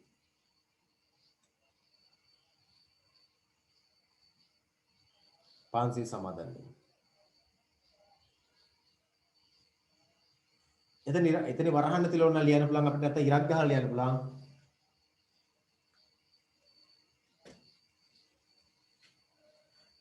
පාසලේ ආචාර්ය ස්වාමීන් වහන්සේ. විද්‍යාලීය ආචාර්ය ස්වාමීන් වහන්සේ. එහෙම ලියන්න පුළුවන් නැත්නම් ස්වාමීන් වහන්සේගේ නම ලිව්වක් කමක් නැහැ. එහෙම ලියනකොට. ඔයගොල්ලෝ ලියනකොට ඒ විදිහට කරන්න. දැන් ඔන්න අපි විනාඩි 2:30ට පටන් ගත්තා. 2:40 ඊළඟ වැඩසටහන කිව්වා. දැන් 2:50ට තියෙන වැඩසටහනක් කියනවා. 2:50ට තියෙන පස්සට 2:50ට තියෙනවාද? පන්සිල් සමාදන් වීම. ඕනනම් එතන ඉස්සරහින් ලියන්න පුළුවන්. කවුද පන්සිල් දෙන්නේ කියන එක ලියන්න පුළුවන්. 2:50 ඉඳලා කීය වෙනකම් අපිත් එන්න විනාඩි 10ක් විතර ගන්නවා. පන්සිල් සමාදන් කරලා පන්සිල් සමාදන් වෙනකොට ඊට පස්සේ එතන අනුශාසනාවක් එහෙම කරන එකට විනාඩි 10ක් විතර ගන්නවා.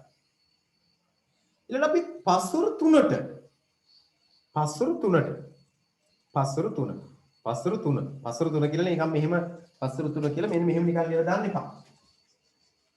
පස්වරු 3 කියලා නිකන් පස්වරු 3 කියලා මෙහෙම නිකන් ලියන්න එපා. මේක හරියට ලස්සනට ලියන්න ඕනේ. පස්වරු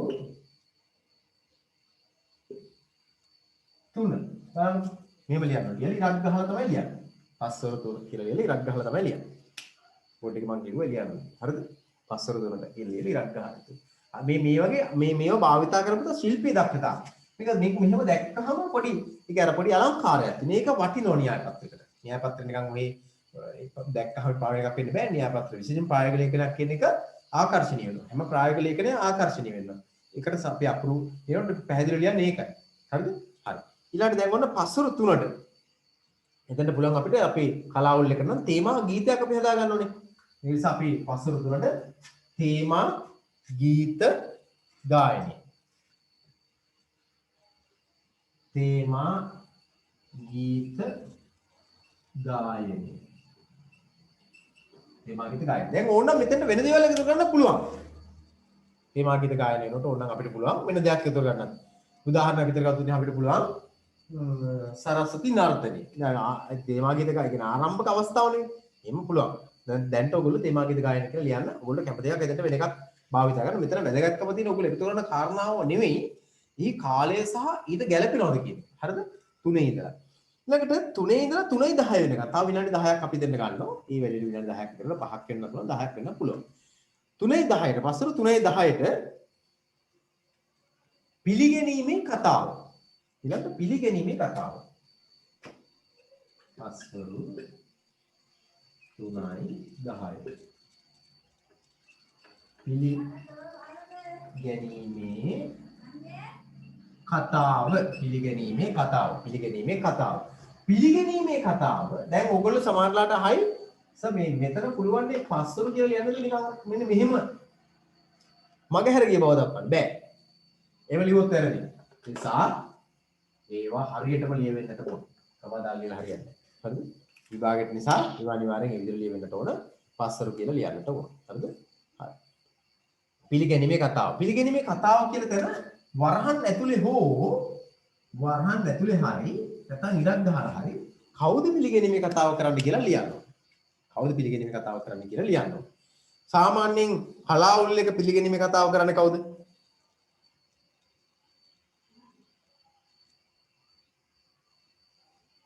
කලා සංගමේ ලේකම්නේ. ලේකම් තමයි පිළිගැනීමේ කතාව කරන්නේ. එහෙම නැත්නම් සභාපති වෙන්නත් පුළුවන්. සභාපති කියලා කලා සංගමේ සභාපති කියලා ලියලා තිබ්බනම් ඔන්න හරියටම හරි. කලා සංගමේ සභාපති. හරි මේක ඉක්මන් කලා අවසන් කරනවා අපි. ඊළඟට යමු දැන් ඔන්න පිළිගැනීමේ කතාව. කියන 3:10ට. ඒක විනාඩි 5කින් අවසන් කරනෝනේ. හරිද? හරි.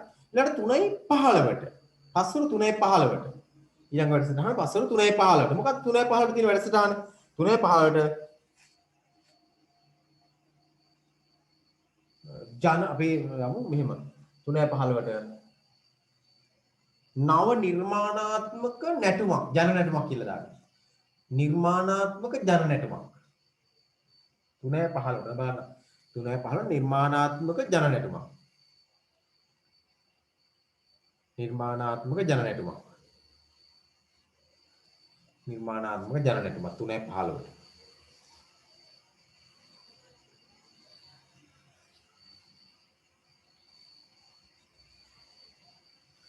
3:15. ඊළඟට 3:20ට දැන් මේ බලන්න වෙනසටහන එකිනෙක වෙනස් වෙන විදිහට පෙළ ගස්සලා තියෙනවා. 3:20ට ඊළඟට.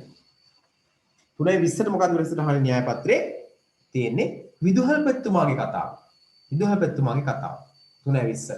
පස්වරු 3:20 විදුහල්පතිතුමාගේ කතාව. පස්වරු 3:20 විදුහල්පතිතුමාගේ කතාව.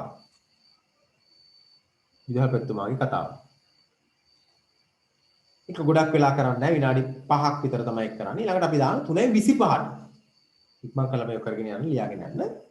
3:25ට සාහිත්‍ය කොටස කතා කරන්න තියෙනවා අපිට ඒක නිසා ඉක්මන් කරන්න. 3:05 3:25ට අපි වැඩසටහන එකතු කර ගන්නවා 3:25ට ජනගී ගායනයක්. ජනගී ගායනය. අපිට ඕන නම් ඒක ඉදිරිපත් කරන්න කවුද කියලා ජනගී ගායනය කියලා දාන්න. දාලා වරහන් ඇතුළේ ඉස්සරහින් ලියන්න පුළුවන් අපිට ජනගී ගායනය. පාසලේ ඕන පාසල කියන වචනේ ඕනේ 6 වසර සිසුන් කියලා දාන්නකො. ජනගී ගායනය 6 වසර සිසුන්. ජනගී ගායනය 6 වසර සිසුන්. ජනගී ගායනයක් 6 වසර සිසුන් තමයි ඉදිරිපත් කරන්නේ. ජනගී ගායනය 3:20 6 වසර සිසුන්.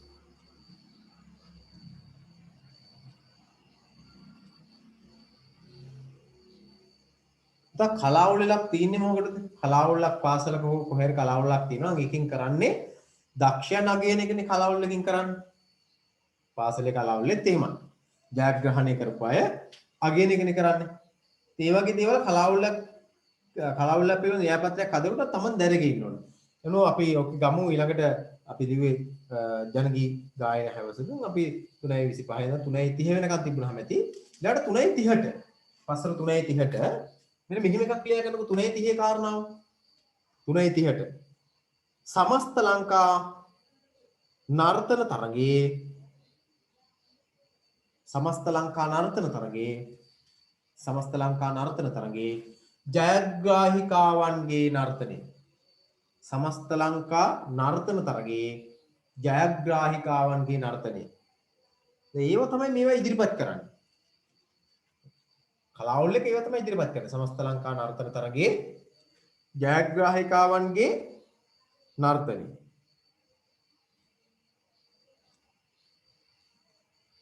ඒකට විනාඩි 10ක් විතර ගත්තාම ඇති. ඒතකොට 3:40ට අපි ළඟට 3:40ට පස්වරු 3:40 පස්වරු 3:40 පස්වරු 3:40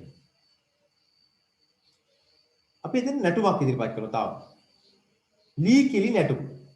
ඕනනම් ඉස්සරහින් වරහන් ඇතුලේ ලියන්න 9 වසර සිසුන් නැත්නම් 8 වසර සිසුන් ඕන එකක් ලියන්න. ලී කිලි නැටුම. ලී කිලි නැටුම.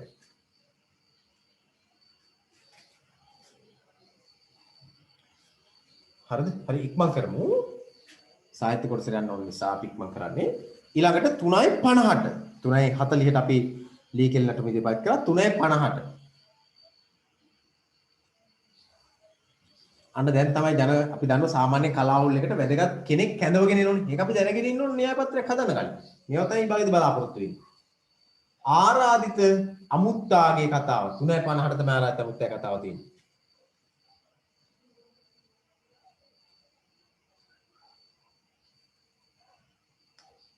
ආරාධිත අමුත්තාගේ කතාව 3:50.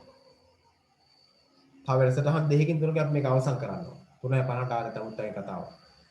ආරාධිත අමුත්තා කතාව විනාඩි 15ක් විතර කරනවා. මේ ආරාධිත අමුත්තා විනාඩි 20ක් විතර කරනවා සාමාන්‍යයෙන්. එහෙමනේ ආරාධිත අමුත්තාගේ කතාව වැදගත් කතාවක් නෙමේක. 3:20ට sorry 3 නෙවෙයි 4:20ට 3:50 ඉඳලා 4:10 දක්වා 4:20 නේ 4:10 දක්වා 4:10 පස්වරු 4:10 කියලා ලියා ගන්න කියලා. පස්වරු 4:10 පස්වරු 4:10 4:10 වෙනකොට ආරාධිත අමුත්තාගේ කතාව ඉවරයි. 4:10ට මොකද කරන්නේ? ත්‍යාග හා සහතික පත්‍ර ප්‍රදානය. ත්‍යාග හා සහතික පත්‍ර ප්‍රදානය. ත්‍යාග හා සහතික පත්‍ර ප්‍රදානය. ත්‍යාග හා සහතික පත්‍ර ප්‍රදානය. දැන් ඔන්න ඔය ප්‍රදානය කියන තැන ඔයගොල්ලෝ ලියලා තියෙනවා මහ ප්‍රාණදායන විභාගෙදී ලකුණු අඩු වෙනවා. දින එකට දෙනවා කියන දසින් දෙන ප්‍රදානය. ආයෙ පාරක් කියනවා. ප්‍රදානය. ආයෙ පාරක් කියනවා. ත්‍යාග හා සහතික පත්‍ර ප්‍රදානය 4:10. 4:10. ත්‍යාග හා සහතික පත්‍ර ප්‍රදාන. පස්වරු 4:10. ත්‍යාග හා සහතික පත්‍ර ප්‍රදානය ලියනකොට අල්ප ප්‍රාණදායන ලියන්නම ඕන. නැත්තම් විභාගෙදී ලකුණු නැති වෙනවා. ත්‍යාග හා සහතික පත්‍ර ප්‍රදාන. ත්‍යාග හා සහතික පත්‍ර ප්‍රදාන. ත්‍යාග හා සහතික පත්‍ර ප්‍රදානය. මේ කාර්යයට විනාඩි 40ක් විතර යනවා. උණු අවසානයේ මේ ඔක්කොම ත්‍යාග ටික සහතික පත්‍ර ඔක්කොම දෙන්න එපා. දුන්නාම ඊළඟට මොකක්ද තියෙන්නේ? වැඩසටහන දැන් මෙතනින් ත්‍යාග සහතික පත්‍ර දුන්නාම ඔක්කොම යනවා යන්න. ආයි ඉන්නේ. දැන් මොකද්ද කරන්න ඕන? දැන් අපි ස්තුති කතාව සිදු කරන්න. ස්තුති කතාව.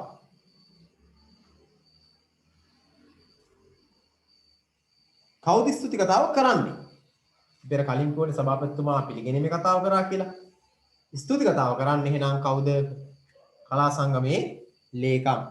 වරහන් ඇතුළේ ලියුවක් කමන්නේ නැත්නම් ඉරක් ගහලා ලියුවක් කමන්නේ කලා සංගමේ ලේකම් කියලා. ස්තුති කතාව කියලා ලියලා කවුද ස්තුති කතාව කරන්න කියලා වරහන් ඇතුළේ හෝ ඉරක් ගහලා ලියන්න කලා සංගමේ ලේකම්. ලේකම්ට තමයි සාමාන්‍යයෙන් ස්තුති කතාවක් වැඩසටහනක ස්තුති කතාවක් කරන්න වෙන්නේ. කලා සංගමේ ලේකම්. ස්තුති කතාව සාමාන්‍ය විනාඩි ස්තුති කතාව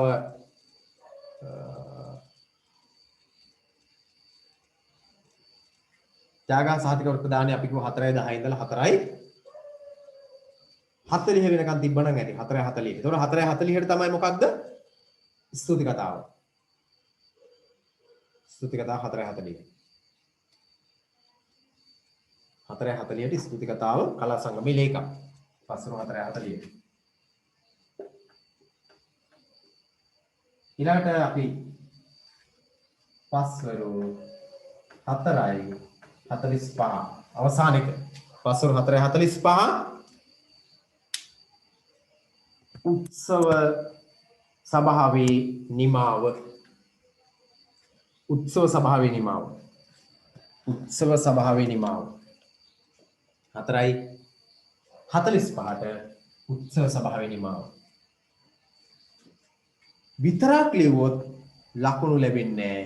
ඒක නිසා උත්සව සභාවේ නිමාව කියලා ලියලා වරහන් ඇතුලේ හෝ ඉදිරියෙන් හෝ අනිවාර්යයෙන්ම ලියන්න ඕන කාරණාවක් තියෙනවා. ඒ තමයි ජාතික ගීය ගායනා කිරීම කියන එක. ජාතික ගීය ගායනා කිරීම කියන එක අනිවාර්යයෙන්ම ලියන්නම ඕන. නැති වුණොත් න්‍යාය පත්‍රයේ ප්‍රධාන අඩුපාඩුවක් විදිහට සලකලා ලකුණු අඩු කරනවා. න්‍යාය පත්‍රය ලියන්නාම කියලා න්‍යාය පත්‍රයේ ප්‍රධාන අඩුපාඩුවක් විදිහට සලකලා ලකුණු අඩු වෙනවා. ඒක නිසා මතක තියාගන්න න්‍යාය පත්‍රයේ ජාතික ගීය කියන වචනේ කොහේ හරි තියෙන්න ඕන. කොහේ හරි කියන එක අදහස් කරන්නේ සාමාන්‍යයෙන් බලාපොරොත්තු වෙන්නේ අග මුල වෙන්නත් පුළුවන්. මුලිනුත් ජාතික ගීය ගායනා කිරීමක් වෙනවා. හරිද? මුලින් උනක් කමන්නේ සාමාන්‍ය පාසලක නම් අපි දන්න ජාතික ගීය නෙමෙයි මුලින් අපි සාමාන්‍යයෙන් කරන්නේ මොකක්ද? පාසල් ගීතය ගායනා කරන එක. නමුත් අපි පාසල් ගීතය වෙනුවට වෙනත් තේමාංගික ගායනයක් කියලා එකක් යොදාගත්ත නිසා පාසල් ගීතය කියන එක භාවිතා කරේ නැහැ. පාසලේ සාහිත්‍ය උළෙල කියලා එකක් ආවොත් එහෙම කලාවුල වෙනුවට පාසල් සාහිත්‍ය උළෙල කියලා ආවොත් අන්න එතෙන්දී නම් ඔබ පාසල් ගීතය ගායනා කරනවා කියන එක භාවිතා කිරීම වටිනවා. මොකද ඒක ගැළපෙන නිසා. දැන් ඔබට පේනවා ඇති මේ කාලය කළමනාකරණය කිරීම මේකෙදි මේ කාලය කළමනාකරණය කිරීම තුලින් අපිට වැඩසටහන් ටික පෙළගස්සගෙන තියෙනවා. ඒ අතරේ ඔයගොල්ලෝ බලන්න මේකේ අනිවාර්ය වැඩසටහන් ටිකක් තියෙනවා. පිළිගැනීමේ කතාව, ස්තුති කතාව, ජාතික ගීය ගායනා කිරීම, ඊළඟට අපි ගත්තොත් එහෙම වැඩක් හරි අපි දැක්කා තේමා ගීත ගායනය. මේ වැදගත්ම කරචිරාගත සම්ප්‍රදාන කුල පොල්තෙල් පහන දැල්ලීම නේද? ඊළඟට අපි ගත්තොත් මේ පන්සිල් සමාදන් වීම මේවා අනිවාර්යයෙන්ම න්‍යාය පත්‍රයක තියෙන කාරණා. ඒවා අතාරින්නම බෑ. ඒවා අනිවාර්යෙන් න්‍යාය පත්‍රයක තිබිය යුතුමයි. න්‍යාය පත්‍රයක් ලියනකොට ඒවා තියෙන්න ඕනේ. ඒවා තිබුණොත් තමයි ඔබට හොඳ ලකුණක් ගන්න පුළුවන් වෙන්නේ. ඊළඟට ඔයගොල්ලෝ මතක තියාගන්න අපි දන්නවා න්‍යාය පත්‍රයක් අපි තුමු නිකන් හරි න්‍යාය පත්‍රය ලියන්නවා කියලා. න්‍යාය පත්‍රයක් ලියන්න આવොත් ඔයගොල්ලොන්ට න්‍යාය පත්‍රයේ ලකුණු 15 න්‍යාය පත්‍රයේ ප්‍රායෝගික ලකුණු 15 අපි දන්නවා 7ක් ලැබෙන්නේ කරුණු වලට. ඔය අපි දැන් කිව්ව කාරණා ටික හරියට ලියලා තිබුණොත් 7ක් ලැබෙනවා. තේමාගීත ගායන වගේ ඒවා පිළිගැනීමේ කතාව, ස්තුති කතාව, ඊළඟට ගත්තාම චිරාගත සම්ප්‍රදාන කුල පොල්තෙන් පහන දැල්වීම, ජාතිකී ගායනක මේවා හරියට ලියලා තිබුණොත් ලකුණු 7ක් ලැබෙනවා. තව 5ක් ලැබෙනවා. තව ලකුණු 5ක් ලැබෙනවා මෙන්න මේවා හරියට ලියලා නම්. මේ ටික හරියට ලියලා නම් කාලය හරියට කල්පනාකරණය කරලා නම් එන්න ඕන කරුණු ටික නිවැරදි තැන් වල පෙළගස්සලා නම් මේ පෙළගැස්වීම ටික හරියට කරලා නම් තවත් ලකුණු 5ක් ලැබෙනවා. දැන් ඔන්න 7යි 5 12. තවත් ලකුණු 3ක් ගන්න ඕනේ. ඒ ලකුණු 3 ගන්න තමයි මම අර කිව්වේ මොනවද? මෙන්න මේවයි අපි ඉච්චර හිතන්නේ නැහැ මේවා. මේ මම විරාම ලක්ෂණ තියලා තියෙනනේ. පස්වරු කියලා තැන් වල තියලා තියෙනවා. විරාම ලක්ෂණ. ඊළඟට වෙලාව 3යි 0.3යි ඒ ටික බිඳුව කියලා බිඳුව කියලා විතර විරාම ලක්ෂණ තියලා තියෙනවා. ඒවට පුතා වෙනම ලකුණු ලැබෙනවා. ඒවට වෙනම ලකුණු ලැබෙනවා. එතකොට මම මෙන්න විරාම ලක්ෂණයක් විතර කෙටි එකක් භාවිතා කරලා තියෙනවා. ඒවට වෙනම ලකුණු ලැබෙනවා.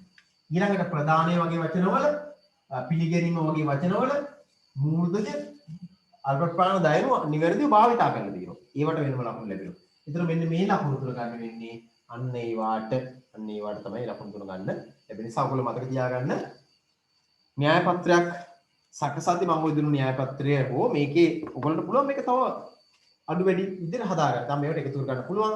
මේකේ අග ඕන නම් අපිට පුළුවන් ලියන්න මොකද්ද? සැකසුම කියලා ලියන්නත් පුළුවන්. ඔය ලියන්න පුළුවන්. කවුද හැදුවේ කියලා ලියන්න පුළුවන්. නොලිව්වේ කියලා ලකුණු අඩු වෙන්නේ නැහැ. වැඩසටහන පිළිගැස්වීම කාලයට ගැලපෙන කාලය හරියට කල්පනාකරණය කරලා වැඩසටහන ටික ගැලපීම නම් අනිවාර්යයෙන්ම කරලා තියෙන්න ඕන. හරි. එහෙනම් අපි මේකට අදාළ කොටස අපි ඉතින් අවසන් කරනවා. අපිට තියෙන ඊළඟට වැදගත් මාතෘකාවක් අද කතා කරන එකක් නෙවෙයි මේක ඊළඟ දවස් කතා කරන්නේ ප්‍රායෝගික ලේඛන වල. අපි දැන් ප්‍රායෝගික ලේඛන වර්ග 3ක් සාකච්ඡා කරලා අවසන් කරලා තියෙනවා. ප්‍රායෝගික ලේඛන වර්ග 3ක් සාකච්ඡා කරලා අවසන් කරලා තියෙනවා. ලියුම් කතා කරලා අවසන් කරලා තියෙනවා. ඊළඟට අපි සාකච්ඡා කරලා අවසන් කරලා තියෙනවා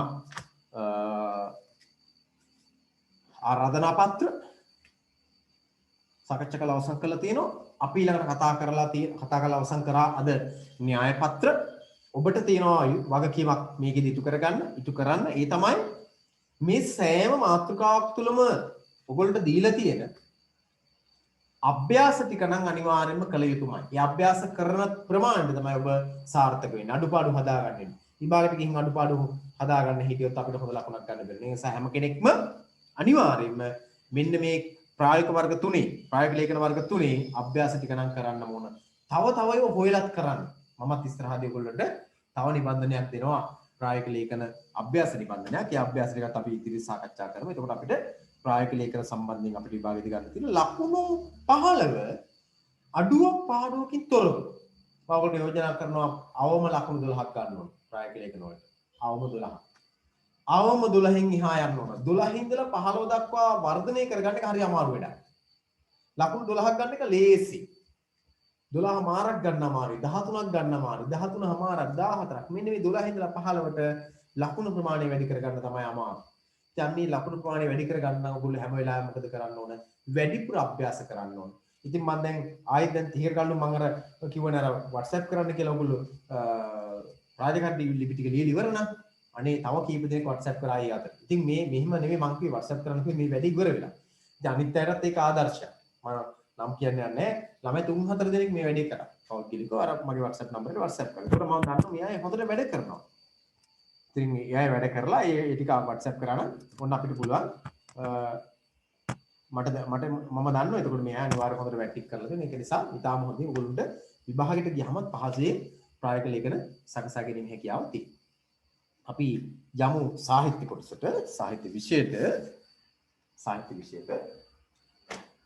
විෂය මම මේ මාසෙට දාලා නිබන්ධනය ඔයගොල්ලන්ට ලබා දීලා තියෙනවා. ලබා දීලා කියලා කියන්නේ තාම ඔබට ලැබුණේ නැහැ.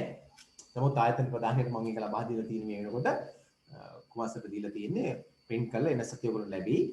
එතකොට ඒකේ අපි සාකච්ඡා කරන්න එකතු කරලා තියෙන නිබන්ධනය තමයි 11 වෙනි පාඩමේ නිබන්ධනය. 11 වෙනි පාඩමේ අපි ගත්තොත් එහෙම 11 වෙනි පාඩමේ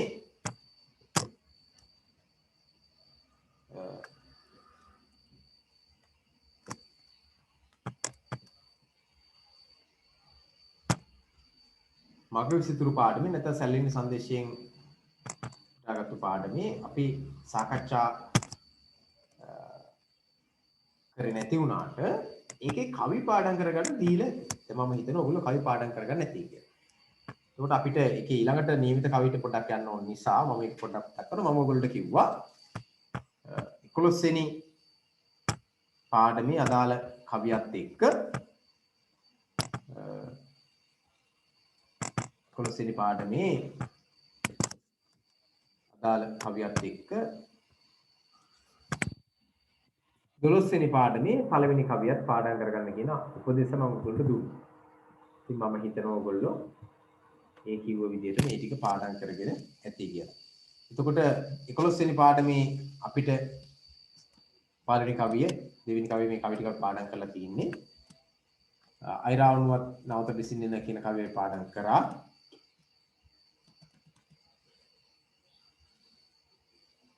මට මතක විදිහට තියෙන්නේ නිවාස සඳ පහන් වැනේලි විට උදුල කියන කවිය.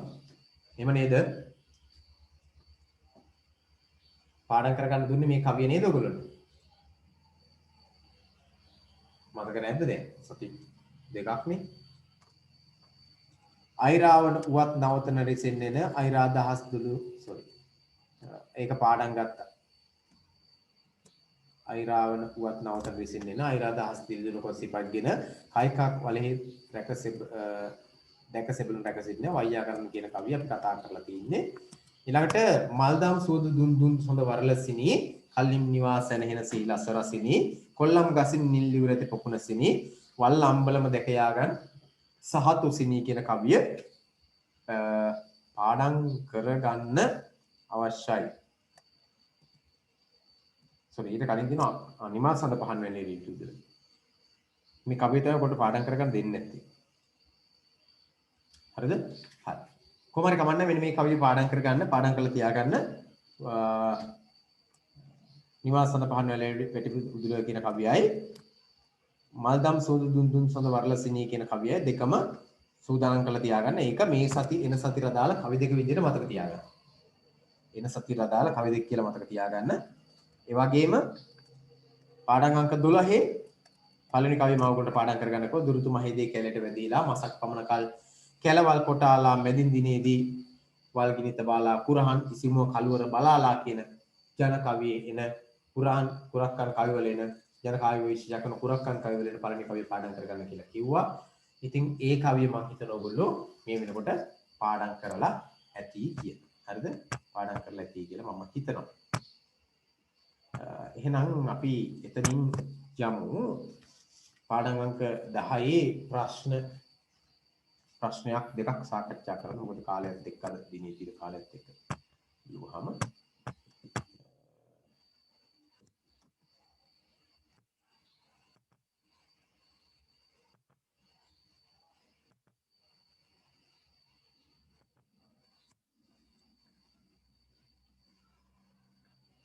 ගන්න පාඩම් අංක 10ට දාලා ඔබට ලබා දෙන නිබන්ධනයේ කෑරගලේ වැඩිවීමේ ලෙසින් සිටුව කියන පන්තිට දාලා නිබන්ධනයේ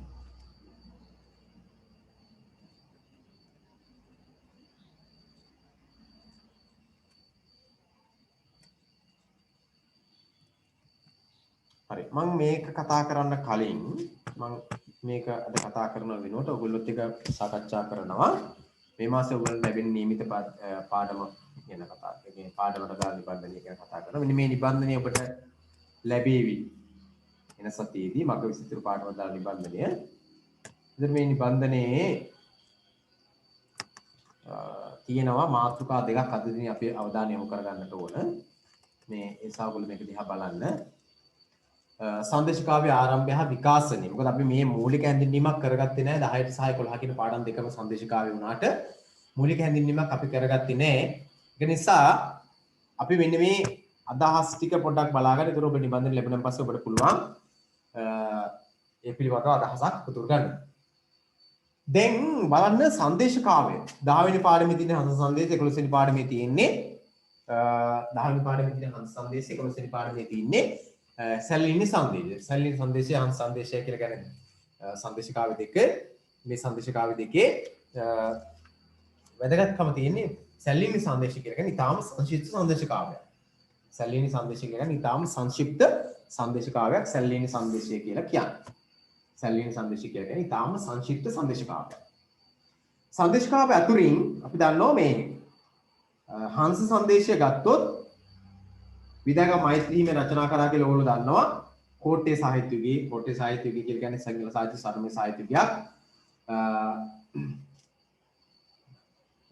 ඒකේ අපි දන්නවා මේ කවි 206ක් තියෙනවා කියලා අපි දන්නවා හංස සංදේශේ පාඩම් අංක 10 පන්තිය නැත්නම් හංස සංදේශයෙන් උත්තරගත කැරගල වැඩිමේනේ සිද්ධි කෙනෙක් පන්තිය කෝට්ටේ සාහිත්‍ය යුගයේදී විදාගම් මෛත්‍රී හිමියන් රචනා කළ තියෙන හංස සංදේශයේ කවි 206යි කියලා අපි දන්නවා මේක.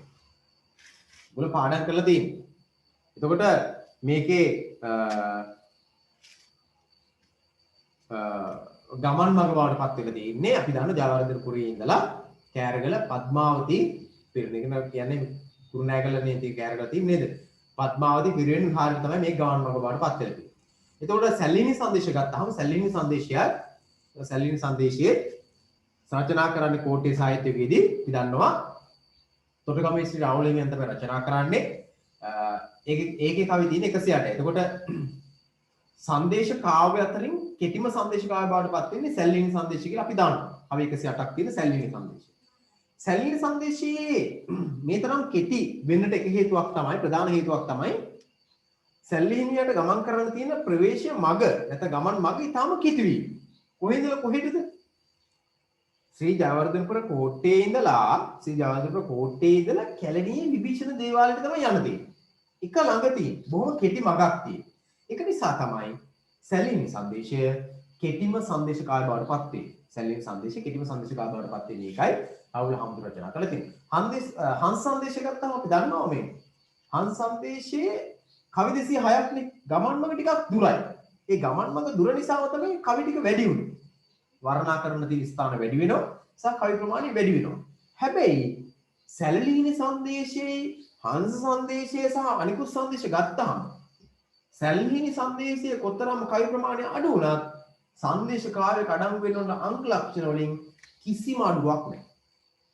සැලීනි සංදේශයේ අනෙක් සංදේශ කාර්යයත් එක්ක ගත්තාම සංසන්දනය කරොත් සංදේශ කාර්යයක අඩංගු වෙන කරුණු සංදේශ කාර්යයක ලක්ෂණ ඒ අයරින් අඩුවක් නැතිව අනුනව තියෙනවා. ඌන නැතුව තියෙනවා. අඩුවක් නැතිව තියෙනවා. ඒක නිසා සැලීනි සංදේශය අපි ගන්නවා සංදේශ සාහිත්‍යයේ සුවිශේෂම සංදේශ කාව්‍යයක් ලෙස. කෙටිව සංදේශ කාව්‍ය ලෙස. ඊළඟට බලමු අපි සංදේශ කාව්‍යයක් කියන්නේ මොකක්ද කියලා. මොකක්ද සංදේශ කාව්‍යයක් කියලා කියන්නේ? සංදේශ කාව්‍යයක් කියලා කියන්නේ පුතේ කල්පිත නිර්මාණයක්. සංදේශ කාව්‍යයක් කියලා කියන්නේ ඇත්තටම දැන් ඔයගොල්ලෝ කල්පනා කරලා හංස සංදේශය කියලා කියන්නේ මේ විදාගම් මෛත්‍රී හාමුදුරුවෝ නැත්නම් අපි සැලීනි සංදේශය කියලා කියන්නේ තොටගමේ රාහුල හාමුදුරුවෝ මේ සැලීනියට කතා කරලා මේ සැලීනිය මෙන්න මේ පණිවිඩය අරගෙන. මොකද්ද පණිවිඩය? පණිවිඩෙත් ඔයගොල්ලෝ දන්නව නේද? මොකද්ද පණිවිඩය? 6 වෙනි පරාක්‍රම බව නැත්නම් පෙරකුම්බා රජුගේ දීනියක වන උලකුඩේ දෙවියට අනාගතයේ රජ කරන්න පුළුවන් දරුවෙකු ලබා දෙන්න, පුත්‍රවණක් ලබා දෙන්න කරලා ඉල්ලීමක් කරලා තමයි පණිවිඩය යවන්නේ. කාටද යවන්නේ? කාගෙන්ද මේ ඉල්ලීම කරන්නේ? කැලණියේ විභීෂණ දෙවියන්ගේ. සැලීනි සංදේශ රචනා කරන්නේ ඕගොල්ලෝනේ. තොටගමේ රාහුල හාමුදුරුවෝ සැලීනි සංදේශ රචනා කරන්නේ 6 වෙනි පරාක්‍රම බහු රජුගේ දියණියක් වන උලකුඩේ දේවියවත් ලෝකනාථා දියණියට පින් අනාගතේ රජ කරන්න පුළුවන් පින්වත් කුමාරයෙක් ලබා දෙන්න කියලා කැලණි විභීෂණ දෙවියන්ගෙන් ඉල්ලීමක් කරන තමයි සැලීනි සංදේශය රචනා කරන්නේ. ඉතින් ඔයගොල්ලෝ කල්පනා කරනවා නම් එහෙම නැත්නම් හිතනවා නම් මේ සැලීනියට කතා කරලා උතරගමේ රාහුල හාමුදුරුවෝ මෙන්න මේ සංදේශ ගෙනහිල්ලා මෙන්න මේ මාර්ගයෙන් ගිහිල්ලා කැලණි විභීෂණ දෙවියන්ට දීලා කියලා මෙන්න මේ අපේ මේ කාටද මගේ සහෝදරයක් වන සහෝදරියක්ද වන උලකුඩේ දේවියට පුත්‍රවණක් ලබා දෙන්න කියලා එහෙම ඇත්තට වෙච්ච දෙයක් නෙමෙයි මේක. සැලීනියකට කතා කරලා එහෙම පණිඩයක් ආව එකක් නෙමෙයි මේක. මේකේ මොකද්ද වෙලා තියෙන්නේ? මේක කල්පිතයක් මේක. කල්පිතයක් කියන්නේ ඇත්ත කතාවක් නෙමෙයි. හැබැයි ඇත්ත කතාවක් වගේ ලියනවා. ඊවලද සැලීනි සංදේශය කියලා කියන්නේ රාහුල හාමුදුරුවෝ කතා කරලා ඉවරලා සැලීනියට මෙන්න මේ පණිඩිය කියලා කැලණි විභීෂණ දෙවියන්ට කියලා මේ පණිඩිය සිද්ධ කරලා දෙන්න කියලා ඇත්තටම යවප එකක් නෙවෙයි. මේක පුතා කල්පිතයක්. අන්න ඒක නිසා බලන්න ඕගොල්ලෝ විසු මේ පෙන්නනවා මේ ඔයගොල්ලෝ තීරණ ඉස්සෙනවා සංදේශ කාව්‍ය අනුව කල්පිත නිර්මාණයක් කියන්නේ. ඔය සංදේශ කාව්‍ය කියන්නේ කල්පිත නිර්මාණයක්. ඒතකොට සැලීනි සංදේශය කල්පිත නිර්මාණයක්, හංස සංදේශය කල්පිත නිර්මාණයක්. ඒතකොට සංදේශ කාව්‍ය ආරම්භක සංදේශ කාව්‍ය වෙන දෙක මොකද්ද? ආරම්භක සංදේශ කාව්‍ය දෙක තමයි හංස සංදේශ මයුර සංදේශ සහ තිසර සංදේශය. මයුර සංදේශය සහ තිසර සංදේශය. මයුර සංදේශය තමයි පළවෙනි සංදේශ කාව්‍යය. මයුර සංදේශය ගම්පොළ සාහිත්‍යික රචනාව. තිසර සංදේශයත් එහෙමයි. ගම්පොළ සාහිත්‍යික රචනාව. දැන් ඔයගොල්ලෝ දන්නවා මයුර සංදේශයේ කවි 163යි. තිසර සංදේශය 187යි. දැන් මයුර සංදේශය රචනා කරන්නේ කවිශ්වර කියලා කියන්නේ. නමුත් තිසර සංදේශය රචනා කරන්නේ කවුද කියලා දන්නේ නැහැ. කතෘවරය අඥාතයි. අඥාතයි කියලා අපි කියන්නේ නම සඳහන් වෙන්නේ නැහැ. දැන් මයුර සංදේශයේ මයුර කියලා කියන්නේ මේ කාටද මොන රටනේ? මයුර කියලා කියන්නේ මොන රට? මොන රට තමයි ඒකේ සංදේශය රැගෙන යන්නේ. කල්පිතයක්. කල්පිත සංදේශ කාව්‍ය. කල්පිත සිදුවීමක් පිළිබඳව රචනා කරලා තියෙන නිර්මාණයක්. කල්පිතයක් පිළිබඳව රචනා කරලා තියෙන පද්‍ය පන්තියක්. කවි කීයක් තියෙනවද? සැලීනි සංදේශන 108. කල්පිතයක් පිළිබඳව මේ විවරණය කරන්නේ. ඒ අනුව මයුර සංදේශය, තිසර සංදේශය, පරිවි සංදේශය, කෝකිල සංදේශය, සැලීනි සංදේශය, ගිරා සංදේශය, ඊට පස්සේ අපි ගත්තොත් එහෙම හංස සංදේශය, මේ හැම සංදේශ කාව්‍යයක්ම කල්පිත නිර්මාණයක් බවට බලන්නේ. කල්පිත සිදුවීමක්. ඇත්තට වෙච්ච එකක් නෙවෙයි. නමුත් නිර්මාණකරුවා ඇත්තට සිදුවෙන දෙයක් වගේ ඉදිරිපත් කිරීම කරලා තියෙනවා. ඒක නිසා මතක තියාගන්න සංදේශ කාව්‍ය වල වැදගත් ලක්ෂණයක් ඔයගොල්ලෝ තමන්ගේ දැනුමට එකතු කරගන්න. සංදේශ කාව්‍ය කියලා කියන්නේ කල්පිත නිර්මාණ විශේෂයක් ගම්පොළ සාහිත්‍යයේ ආරම්භ කළ තියෙනවා. ඊළඟට අපි ගත්තොත් එහෙම සංදේශයක් පණිඩයක් යවන්නේ කොහොමද? පණිඩයක් යවන්නේ සංදේශයක් යවන්නේ දෙදෙනෙකු හෝ කීප දෙනෙක් අතර වෙන්න පුළුවන් සංදේශය වෙන්නේ. සංදේශයක් කියලා කියන්නේ දෙදෙනෙකු හෝ කීප දෙනෙක් අතර යවන පණිඩයක්. සංදේශයකට අනිවාර්යයෙන්ම දෙන්නෙක් ඉන්න ඕන. සංදේශයක් පණිඩයක් යවන්න දෙන්නෙක් ඉන්න ඕන. ඒක දෙන්නෙක් අතර තුන් දෙනෙක් අතර නැත්නම් ඊට වඩා වැඩි ප්‍රමාණයක් අතර යව එකක් වෙන්නත් පුළුවන්. මතක තියාගන්න ඒක සංදේශ නැත්නම් පණිවිඩ රැගෙන යාම පිළිබඳව ඉතිහාසයේ විවිධ අවස්ථාවල සඳහන් වෙනවා. මේ තියෙන එහෙම අවස්ථා කීපයක්. පණිවිඩ රැගෙන ගිය ආකාරය පිළිබඳව ඉතිහාස සඳහන් වෙන විවිධ අවස්ථා තියෙනවා. දැන් ಭಾರತ සංස්කෘතිය ගත්තොත් එහෙම අර ಭಾರತ සංස්කෘත සාහිත්‍යයට අනුව අපි ගත්තොත් පණීන් කියන අසුර නායකයා ඉන්ද්‍රගේ ගව දෙනක් හොරකම් කරගන්නවා. ඒ ගව දෙන හොරකම් කරගත්තාම ඒ ගව දෙන හොයන්න කියලා සරමා කියලා බැල්ලියක් යවන අත පණිවිඩයක් යවන බව ඍග්වේදයේ සඳහන් වෙනවා. ඍග්වේදය කියලා කියන්නේ පුතේ පැරණිම වේද ග්‍රන්ථ හතරක් තිබ්බනේ. ඍග්, යජුර්, සමත්, අර්ථවත් කියලා වේද ග්‍රන්ථ හතරක් තිබුණා. ඍග්වේදය, යජුර්වේදය, අර්ථවත් වේදය, සමත් වේදය. සමත් වේදය. මේ වේද ග්‍රන්ථ හතරෙන් ගත්තම ඍග්වේදය. ඔය ඍග්වේදයේ සඳහන් වෙන තව කාරණාවක් මම ඔයගොල්ලෝ කලින් සඳහන් කරලා තියෙනවා. මතකද? අර ඍග්වේදයේ 9 වෙනි සර්ගයේ කොහොමද මේ සමාජයේ මහා බ්‍රහ්මයා විසින් සමාජයේ මිනිස්සු මෙවි කොහොමද කියලා කිව්වනේ නේද? ආයි මතක් කරනවා මෙන්න මෙහෙමනේ කිව්වේ. ඍග්වේදයේ 9 වෙනි සර්ගයේ තිබ්බේ කොහොමද? බ්‍රාහ්මනෝත්සේ මුකමාසිත බාහුරාජාන්‍යං කෘතං ඌර්තදශ්‍යත් වෛශ්‍යං පද්මයන් සුත්‍රවජායත. ඍග්වේදයේ තිබුණේ. ඔන්නේ ඍග්වේදයේම සඳහන් වෙනවා පණිවිඩයක් රැගෙන යාමක් පිළිබඳව. බැල්ලිය කියලා කියන්නේ මේ බැලලියක් කියලා කියන්නේ. බැලලියක් කියලා කියන්නේ බල්ලෙක් කියන සතානේ. එයාතේ පණිවිඩයක් රැගෙන ගිය ආකාරයක් පිළිබඳව ඔන්න ඒක නේ. හැබැයි මේක සංදේශ කාව්‍යයක් පණිවිඩ රැගෙන යාම පිළිබඳව එක ඉංගියක් විතරයි. සාහිත්‍යයේ සඳහන් වෙන අවස්ථාවක්. සංදේශ කාව්‍යයක් නොවන නමුත් සංදේශයක් රැගෙන ගිය අවස්ථාවක් විදිහට මේක අපි සැලකනවා ಭಾರತ සංස්කෘත සාහිත්‍යයේන පණින් අසුර නායකයා විසින් ඉන්ද්‍රගේ ගවදෙම සොරාගෙන සකවත් කළ අන්න ඒ පිළිබඳව හොයලෙන්න කියලා සරමා කියන බැල්ලිය අතේ පණිඩයක් කියවීමක් පිළිබඳව සාහිත්‍ය සඳහන් වෙනවා. ඊළඟට තවත් අවස්ථාවක් තියෙනවා ಭಾರತ මහා සාහිත්‍යයේ මේ සංස්කෘත මහා භාරතයේ කියන මහා භාරතය කියලා ගන්නේ මේ නිර්මාණය ඉන්දියාවේ තියෙන ප්‍රධාන නිර්මාණයක් සාහිත්‍ය නිර්මාණයක්. ඒකේ නල දමයන්ති ප්‍රේම වෘත්තාන්තයේදී නල රජු හංසගත දමයන්ති පණිඩයක් කියවුවා කතාවක් පිළිබඳව සඳහන්. හැබැයි ඒක පණිඩය සාහිත්‍ය සඳහන් වෙන පණිඩයම පිළිබඳව වුණාට පණිඩයක් කියවු බව සඳහන් වුණාට ඒක කිසිසේත්ම සංදේශ කාව්‍යක ලක්ෂණ පෙන්වු කරන්නේ නැහැ. සංදේශයක් රැගෙන ගිය ආකාරයක් පිළිබඳව විතරයි එතන තියෙන්නේ. සංදේශය පිළිබඳව අදහසක් විතරයි එතන තියෙන්නේ. සංදේශයක් ගෙන ගිය ආකාරයක් පිළිබඳව සඳහන් වීමක් විතරයි තියෙන්නේ. ඊළඟ රාමායනෙත් එහෙම එකක් තියෙනවා. රාමායනයේ රාම කුමාරයා සීතා කුමරියට හනුමන්නත් ඒ පණිඩයක් ඇව බව සඳහන් වෙනවා. ඒක සංදේශ කාව්‍යයක් නොවන සංදේශ රැගෙන යාම පිළිබඳව සාහිත්‍යයේ අවස්ථාවක්. දැන් බලන්න සාහිත්‍යයේ අවස්ථාව මම දැන් තුනක් ඕගොල්ලන්ට කිව්වා. ඍග්වේදයේ සඳහන් අවස්ථාවක් කිව්වා. ඊළඟට මහාභාරතයේ කියන නිර්මාණයේ සංදේශයක් රැගෙන ගිය ආකාරය පිළිබඳව සඳහන් අවස්ථාවක් කිව්වා. දැන් මම කියවපු රාමායනයේ තීම අවස්ථාවක් තියෙනවා. ඊට අමතරව මේ බලන්නකෝ ජාතක කතාවලක් තියෙනවා මේ සංදේශ රැගෙන යාම පිළිබඳව, පණිවිඩ රැගෙන යාම පිළිබඳව. බලන්න. ජාතක කතාවල කාම විලෝපන කියන ජාතකයේ, පුෂ්පරත්න කියන ජාතකවල මේ පණිවිඩයන් පිළිබඳව සඳහන් වෙනවා. එතකොට අපිට දැන් මේ නිර්මාණ කීපයක්ම ඔයගොල්ලන්ට කිව්වා. මේ නිර්මාණ කීපෙම සංදේශ රැගෙන යාම එහෙම නැත්නම් පණිවිඩයක් රැගෙන යාම පිළිබඳව සඳහන් වෙනවා. මේවත් ඔක්කොම මොනවද? මේ හැම එකක්ම කල්පිත නැත්නම් වෘතාන්ත විතරයි. ඉතින් මෙන්න මෙහිම සංදේශ රැගෙන යාම පිළිබඳව සාහිත්‍යයේ විවිධ අවස්ථාවල සඳහන් වෙනවා. සාහිත්‍ය ග්‍රන්ථවල, ගද්‍ය පද්‍ය ග්‍රන්ථවල. හැබැයි මේවා එකක්වත් සාහිත්‍ය ග්‍රන්ථ සංදේශ කාව්‍ය ග්‍රන්ථ නෙමෙයි. සංදේශ රැගෙන යාම පිළිබඳව සාහිත්‍යයේ සඳහන් වන අවස්ථා විතරයි. සංදේශ රැගෙන යාම පිළිබඳව සාහිත්‍යයේ සඳහන් වන අවස්ථා විතරයි. ඊළඟට බලන්නකෝ එතනින් එහාට අපි දැන් අද ඊළඟට අපි කතා කරනවා සංදේශය පළමු සංදේශය පිළිබඳව. පළමු සංදේශ කාව්‍ය පිළිබඳව. ඔයගොල්ලන්ට මීට කලින් මම කතා කරා. පුතා පළමු සංදේශ කාව්‍ය තමයි කාලිදාසයන්ගේ මේඝදූතය. නිබන්ධනයේ තියෙනවා මම මේව හයිලයිට් කරගන්න කියලා ඔයගොල්ලන්ට කියනවා. කාලිදාසයන්ගේ මේඝදූතය පළමු සංදේශ කාව්‍ය. පළමු සංදේශ කාව්‍ය තමයි කාලිදාසයන්ගේ මේඝදූතය කියන සංදේශ කාව්‍ය. මේක ඉන්දියාවේ රචනා වෙච්ච සංදේශ කාව්‍යයක්.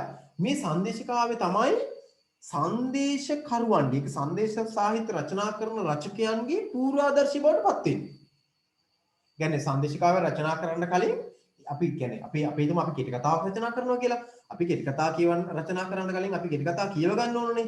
කෙටි කතා රස විඳින්න ඕනේ. කෙටි කතාවල ආකෘතිය හඳුනා ගන්න ඕනේ. ඉතින් ඒකට අපි කෙටි කතා කියවනවා වගේ කවුරු හරි සංදේශ කාව්‍යයක් රචනා කරනවා නම් ඒ සංදේශ කාව්‍ය රචනා කරන්න කලින් සංදේශය පිළිබඳ ඉඟියක් සංදේශය පිළිබඳ සංදේශ සාහිත්‍ය කියලා කියන්නේ මොකක්ද කියලා හඳුනා ගන්න කියවන නැත්නම් තමන්ගේ ආදර්ශය බවට පත් කරගන්න නිර්මාණය තමයි කාලිදාසයන් රචනා කළ දින මේඝදූතය. මේකත් කල්පිත කතාවක්. අපි මේ කල්පිත කතාවට අවධානය යොමු කරමු බලන්න.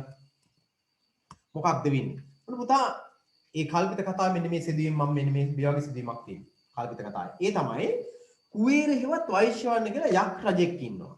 ඒ යක් රජුට තියෙනවා මානස නම් විලක්. මේ විලෙහි තියෙන මානස විලෙහි තියෙන නිලුම් වනයක්. හරිද? නිලුම් විතරක් තියෙන කොටසක් තියෙන මේ විලේ. එතකොට මේ කුවේර කියන යක් රජු මොකක්ද කරන්නේ? අලුත විවාහ වෙච්ච යක් තරුණයෙකුට හරිද? යක් තරුණයෙකුට යක්ෂ තරුණයෙකුට රාජකාරියක් පවරන. යක්ෂ තරුණයෙකුට රාජකාරියක් පවරන. එයා අලුත විවාහ වෙච්ච කෙනෙක්. හරිද? මොකද්ද පවරන්නේ? අන්න අර මානස කියන විලේහි තියෙන නෙළුම් වනයේ කියන කොටස ආරක්ෂා කරගන්න. කාගෙන්ද? විශේෂ මලින්ගින්. අලියතුන්ගෙන් ආරක්ෂා කරගන්න කියලා. ඉතින් මේක පවරන්න කියලා යාට දැන් පවරන. දැන් රජතුමා කිව්වහම නොකර ඉන්නත් බෑ. හැබැයි ඔහු මේක බාරගත්තට ඔහු අලුත විවාහ වෙච්ච කෙනෙක්. තමන්ගේ ප්‍රියම්බිකාව ගෙදර. නේද? ඉතින් ඇය හැම වෙලාවෙම මතක් වෙනවා. මේ තරුණයට මතක් වෙන අය නිතර මතක් වෙනවා. ඉතින් කරන්න දෙයක් නැහැ. දැන් මොකද කරන්නේ? තමන්ගේ රාජකාරිය පස්සේ කියලා ඇය බහැ දකින්න මොකද කරන්නේ? හොර රහසේම ගෙදර යනවා. අනේ දෙයියනේ ගෙදර ගිහින් එනකොට මොකද වෙන්නේ? ගෙදර ගිහින් එනකොට ඇයව බලන ගෙදර ගිහින් එනකොට ඇතුන් ඇවිල්ලා නිලුම් වනය සම්පූර්ණයෙන්ම විනාශ කළා දානවා. දැන් මේක දැනගන්නවා කවුද? රජතුමා. මොන රජතුමාද? කුවේර කියන යක් රජතුමා. දැනගෙන ඉවරලා මොකද කරන්නේ? අර තරුණයාට දඬුවම් කරනවා. මොකක්ද දෙන දඬුවම? දඬුවම තමයි සිය බිරිඳගෙන් වෙන් කරලා රාමගිරි කියන අසපුවේ වසරක් පමණ කාලයක් ගුහාවක් ඇතුලේ හිර කරලා තියෙනවා. ගුහාවක් ඇතුලේ හිර කරලා තියෙනවා. වසරක් විතර හිර කරලා තියෙනවා. ඉතින් මෙන්න මේ හිර කිරීමත් එක්ක දැන් බලන්නකො අර එක දවසක් ඉවසගෙන ඉන්න බැරුව ගෙදර ගිහින් එන්න ගිය තරුණයට වෙච්ච දේ අවුරුද්දක් මොකක් වුණාද? ගුහාවකට හිර වෙලා ඉන්නුණා. ඉතින් මොකද උනේ? ඔහු දැඩි ලෙස සංතාපයට වියෝවටපත් වුණා. ඉතින් දැන් තමන් ඊටාම වියෝවටපත් වෙලා තමන්ගේ දුක දරාගෙන ඉන්න බැරි වෙලා අවසාන වශයෙන් ඔහු මොකද කරන්නේ? තමන්ගේ දුක කොහොම හරි තමන්ගේ බිරිඳට කියන්න ඕනේ කියලා හිතලා ඔහු මොකද කරන්නේ? ඉහළ අහසේ යන්තම් පේනවා වලාකුළක් පාවෙනවා.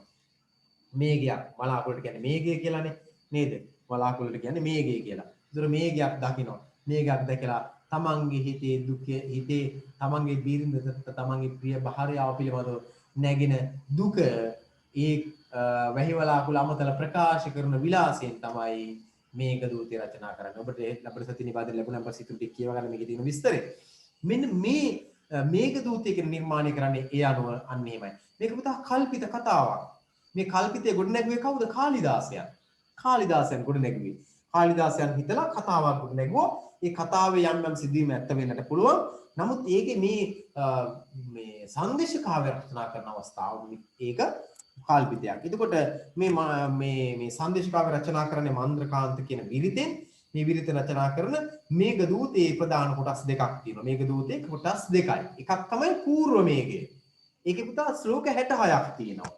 අනෙක් එක තමයි අපර මේඝය. නැත්නම් උත්තර මේඝය.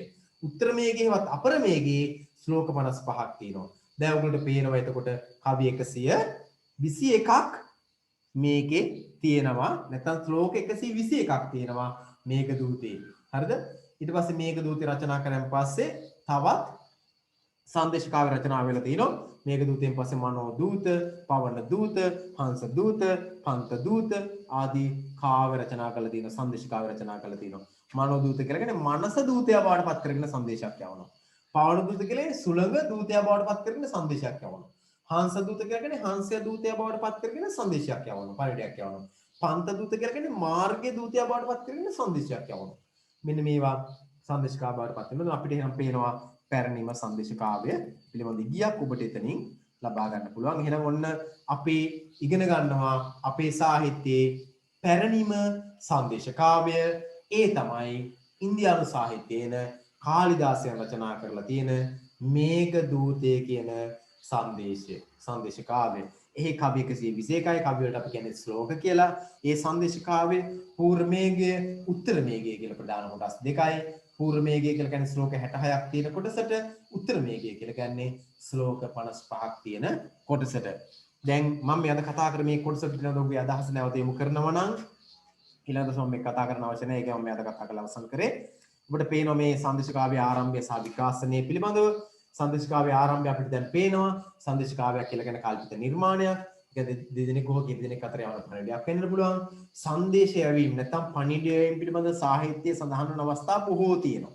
එවැනි අවස්ථා 3ක් 4ක් මම ඔයගොල්ලෝ එකතු කරලා තියෙනවා. ඊළඟට එකක් තමයි මහා භාරතයේ සඳහන් ಭಾರತೀಯ සංස්කෘත සාහිත්‍යයේන පණින් කියන අසුරයා සහ ඉන්ද්‍රගේ ගවේදනන් සරවා කියන පිළිබඳ කතා පුවත. ඊළඟට මහා භාරතයේ කියන නිර්මාණයන කතා පුවත.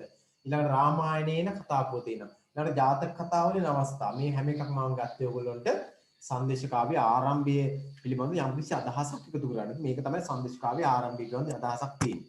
හැබැයි මේ එකක්වත් මේ සඳහන් මේ ඔයගොල්ලන්ට සඳහන් කරලා තියෙන මේ කිසිදු අවස්ථාවක් මේ හයිලයිට් කරලා තියෙන කිසිදු අවස්ථාවක් සංදේශ කාව්‍ය නෙමෙයි. මේ කිසිදු අවස්ථාවක සංදේශ කාව්‍ය නෙමෙයි රචනා කරලා තියෙන්නේ. පණිවිඩය යැවීම පිළිබඳ අදහස් විතරයි. කියන්නේ ගද්‍ය අවස්ථාවල සංදේශය යැවීම පිළිබඳ අදහසක්. එතකොට පළමු සංදේශ කාව්‍ය අපි මෙතනින් හඳුනා ගන්න මෙන්න මෙතන. ඒ තමයි කාලිදාසයන්ගේ මේඝ දූතය. කාලිදාසයන්ගේ මේඝ දූතයෙන් පස්සේ අපි හඳුනා ගන්නවා තවත් සංදේශ කාව්‍ය රචනා කිරීම පිළිබඳ විශේෂයෙන්ම මනෝ දූත, ඊළඟට පවන දූත, හංස දූත, පන්ත දූත ආදී දූත කාව්‍ය රාශියක් සංදේශ කාව්‍යයන් ලෙස රචනා කරලා තියෙනවා. ඉතින් මෙන්න මේ පිළිබඳ අදහසක් ඔයගොල්ලෝ එකතු කරගන්න. මම හිතන ඔයගොල්ලන්ට අපි අදහසක් එකතු කරගන්න පුළුවන් වෙන පැති කියලා. මේ අද කතා කර කාරණා ටිකෙන් සංදේශ කාව්‍ය පිළිබඳව අදහසක් සංදේශ දෙකටම අදාළ පොදු අදහසක් අද ඔයගොල්ලෝ සටහන් කරගත්තා. තමන්ගේ මනසට එකතු කරගත්තා. ඉතින් මම හිතනවා ඒකෙන් යම් ප්‍රයෝජනක් ඔයගොල්ලෝ ඊළඟ දවසේ ලැබෙයි. මේක අඩුපාඩුවක් අදහස හීනතාවයක් තියෙනවා. ඊළඟ දවසේ ඔයගොල්ලෝ පුළුවන් අඩුපාඩුව ඒකේ සටහන් කරලා එකතු කරගන්න. ඉතින් එහෙනම් අද අපි සාකච්ඡා කරා ශ්‍රේෂ්ඨ කරුණු තුනක්. එකක් තමයි අපි අද සාකච්ඡා කරා සාරාංශය කියන මාතෘකාවට අදාළ අභ්‍යාසයක් කතා කරා. ඊළඟ දවසෙත් අපි කතා කරනවා ඔයගොල්ලන්ට සංදේශ කාව්‍ය මේ සාරාංශය සූදානම් කරගෙන ඉන්න. ඒ වගේම අපි අද දිනේ කතා කරා න්‍යාය පත්‍ර කියන එක. ලියුම් සාකච්ඡා කරලා අවසන් කළ තිබ ප්‍රායෝගික ලේඛනවල ඒ වගේම අපි සාකච්ඡා කරලා අවසන් කළා ආරාධනා පත්‍ර. ඊළඟට අපි සාකච්ඡා කරලා අවසන් කරා න්‍යාය පත්‍ර කියන එක. දැන් මේවා අභ්‍යාස තමයි ඔයගොල්ලෝ කරන්න ඕනේ. මම තව අභ්‍යාස ඔයගොල්ලෝ ඉස්සරහදී ලබා දෙනවා. දැනට මේ අභ්‍යාස ටික කරන්න. ඒ වගේම අපි අවසාන වශයෙන් අද කතා කරා සංදේශ කාව්‍ය කියන එක සාහිත්‍යයේ ලබන සතිය ඔයගොල්ලන්ට 11 වෙනි පාඩමේ 8 9 කියන කවිතක සූදානම් කරලා තියාගන්න කිව්වා. මම හිතුනොත් කීප දෙනකින් ගන්නවත් අදහසක් තියෙනවා. වෙලාව සහ ඉන්න ප්‍රමාණයත් එක්ක තමයි ඒක තීරණය වෙන්නේ. බලමු විස්තරද ගන්න පුළුවන්ද කියලා. නමුත් ඔයගොල්ලෝ මම හිතන ගෙදර අපේ දෙමාපියන්ට අහගෙන නැති මේ වෙලාවේ ඉන්නවා නම් මේ කවි පාඩම් කිරීම අත්‍යවශ්‍යයි. මොකද සාමාන්‍ය පන්තියේ තිබ්බනම් මම මේවා පාඩම් ගන්නවා. නමුත් සාමාන්‍ය පන්තියේ නැති නිසා මට පාඩම් ගැනීමේ ගැටලුවක් තියෙනවා. ඒක නිසා හැම කෙනෙක්ම මේ කවි පාඩම් කිරීම අත්‍යවශ්‍යයි. පාඩම් කරලා සූදානම් කරලා තියාගන්න කියලා මතක් කරනවා. එහෙනම් අද දිනේ අපි පන්තිය දැන් අපි නතර කරමු. ඇත්තටම මේ දැන් මට දැන් වෙනදනම් මම මේ අද මේ පන්තිය කරන්නේ ගෙදරින් ඉඳගෙන. හේතුව සමහර අය දන්නවත් ඇති මේ 7 වෙනිදා එනකම් මම ඉන්නේ ක්වොරන්ටයින් වෙලා. මොකද මේ වගේ තාම දැඩි ලෙස මේක ව්‍යාප්ත වෙමින් තියෙන්නේ. ක්වොරන්ටයින් වෙලා මමත් ඉන්නේ. එළියට බහින්න විදියක් නැතුව ඉන්නේ 7 වෙනිදා එනකම්ම. එතකොට දැන් ඊළඟ සතිය බොහෝ වෙලාවට මම ආයතනයට ගිහිල්ලා පන්ති කරනවා. ඊට වඩා හොඳ පහසුකම් එක අපිට ආයතනයේ පන්ති කරගෙන යන්න පුළුවන්. ඒ නිසා ඊළඟ දවසේ හමු වෙමු. එහෙනම් හැම කෙනෙකුටම අද දිනේ සම්බන්ධ හැම කෙනෙකුටම සුබ රාත්‍රියක් කියලා ප්‍රාර්ථනා කරනවා. හැම කෙනෙකුටම එහෙනම් ආයුබෝවන්. අයබෝවන් Once. අයබෝවන් I want, sir.